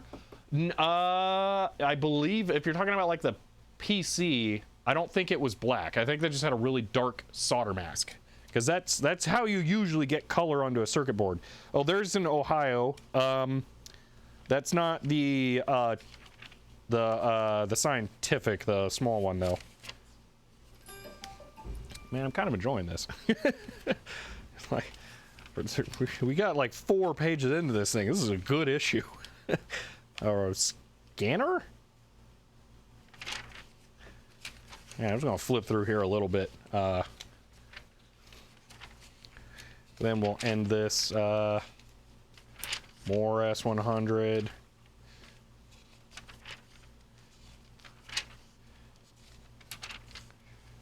These are cool. I'm gonna have to grab one of these at some point because they're weird. It's a wire wrapping pen. Yes, no solder mask. That is super cool then. That is really cool. Whoa!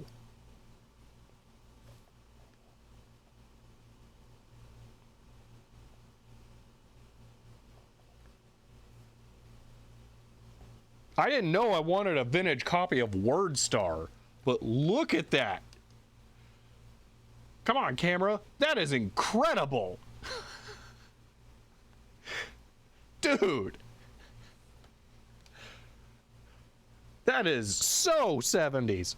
Wow. I want that.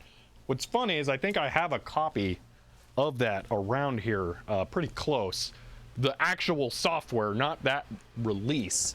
Is it in there? No, where's that bin at? It should be very close by over here. Here it is. Graph Talk, Micro Pro. Yeah, here it is.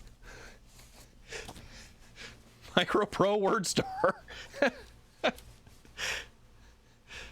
So that's that. This is version 3. I don't know what version that is. But that's kind of awesome. And there's Super Sort in there too. I have that as well. Oh yeah, I didn't even show you the really awesome sticker label on there. By the way, that was an 8-inch floppy disk. Just, you know, big disk. It's very big. Yeah, I have WordStar 3 something and it's super boring compared to that. Oh, you have a box. Oh yeah, that's amazing. I want that. I didn't think I was ever gonna have like a search. Oh yeah, CPM 1.4, 2.0, and MPM. I believe MPM is the CompuPro specific one because that's multi-user. It may not be CompuPro specific actually, but yeah, wow, that is light controlled light dimmer. Weird. That's so cool though. There's a lot of fun stuff in these. Anyway, now we'll wrap this one up. Need to keep a banana around and show the disc size. Yeah. All right. So that was a success. We did it. It's over here still playing Monopoly.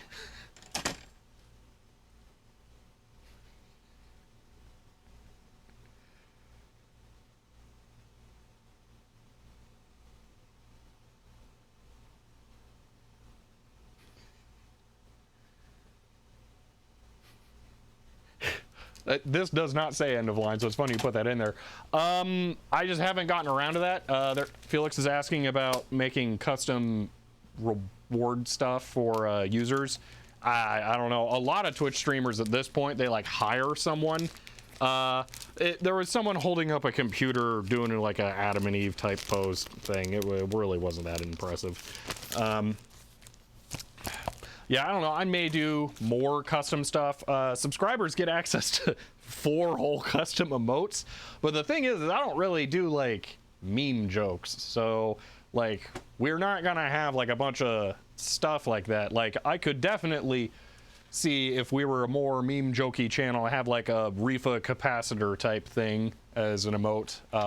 The one of the chip, the oops one, is about as much as it's gonna be. So but yeah, I don't know, maybe cat emotes, yeah, end of line emotes. So see, that'd be memeing on it. I don't know if I want to do that because that's the thing. No capacitor. We don't currently have a capacitor emote actually. I do mean to have one at some point. But yeah, that's a working IBM PS2 right there. I can't believe it. Spend channel points to blow up a Refa. Yeah. Oh man. It's nice to have this thing working. It does feel good.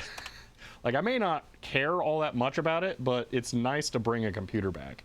It was a really, really minor, small repair, but it's something. Yeah, anyway, we're kind of done here.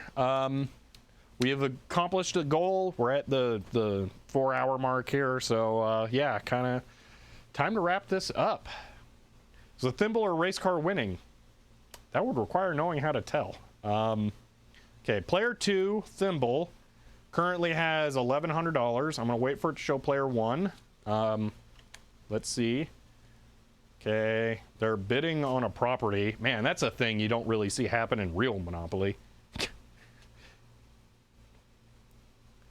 Okay. All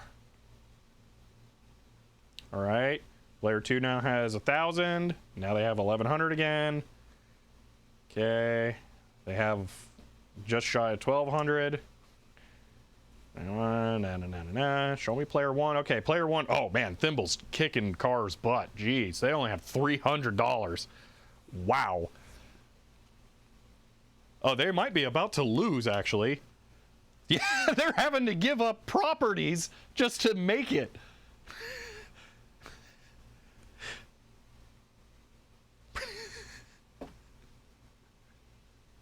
They might be about to lose. I'm not sure.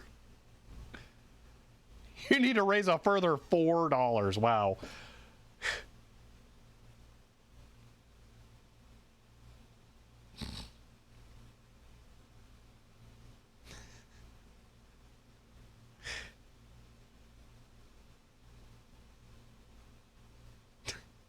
I'm not sure what's going on, but yeah. Like today's housing market. Yeah. Player 2 is just robbing player 1 blind. $0 for player 1 here. Bob, oh, we just saw it. Bob won. Thimble won. They completely robbed the car. So there we go. Oh, that was a good end. Well, Yeah. Oh yeah, someone was asking what's the hard drive interface. Yeah, it's ESDI, which is like a weird old SCSI predecessor, and then you can get a SCSI card for it. So, and I don't have one. I don't really plan on getting one because they're not super cheap. And then that would lead to other things, like then I would need a SCSI something to put in it. I'm not putting an actual hard drive in it, and I probably don't want to have it like boot externally because then I would have to manage the images and it'll be like a whole pain. Like needing the reference disk, I'm just gonna leave it in the drive all the time. Like that'll be it. That lives there now so that I have the reference disk when I need to fire it up. So it won't be a big pain to have that. But yeah, SCSI, I don't know. So I would need to buy another SCSI emulator of some kind that'll work with it, and then there'll be other stuff. So anyway, yeah. Let's see. Can it network boot? It would need a network card, and I cannot imagine how expensive an MCA network card is. Like, it could be $400, and I would not be surprised. MCA stuff sucks to buy. So, yeah. I think it was set to quick mode, David, why it was a fast game of Monopoly, but yeah, that was pretty quick there. Get a printer port network card. Oh, get a parallel card. You know, I actually have a token ring LPT adapter. Maybe we could network it. Huh. It wouldn't be able to boot over parallel network port though. Yeah, so that wouldn't be an option. Yeah, flash memory boot thingy. Yeah, that's the thing. You could get that, but it would have to be like SCSI because I don't think there's an MCA just like plug it in type thing. So it would be SCSI, and then there'd be $100 SCSI card, and then like $100 SCSI adapter. 321 time for me to go get pizza. End of line. All right, that sounds pretty good. Pizza's very tasty. Yeah, but I should end this here. Again, super happy with that. So, yeah, MCA token ring are everywhere. Oh, well, if they are, then it may not be too bad. Huh. But yeah, all right, let's wrap this up here. Outro is, oh, I don't remember which one it is. I'm going to click. I didn't label those. Hey, look, a printer. I forgot to do that. All right. David Fenton says CHEER 100. Does this please over the outro? Yes, it does. Because if you can hear me, you can hear that. And actually, you can hear that during the intro too. I just have my mic mixed down. So, yeah. This worked. We got it. We did it. So we can now validate the capacitors listed on CapsWiki. Which is going to be interesting. Plans for tomorrow is to stream. I don't know what. Ooh, the gateway. Helen Croft, you're going to be here for tomorrow, right? That'll work. We can do the Media Center PC. I might have the original files. I need to poke through, but they showed up. What? Hold on. Abort. The TV just turned on over there for no good reason. What? Weird. Anyway, back to the outro.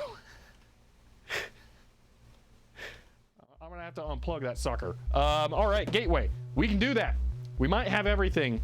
Installation media, driver resources. So supposedly the person who was asking on Reddit actually tracked some down, and I had well, actually Dogface here contacted them and asked about it, and they were able to get some resources from them. So we might have the stuff. I'm still going to do recovery on the drives that are in it just in case there's other stuff in there, but we may be able to clean slate it. So we'll take a look at how that goes.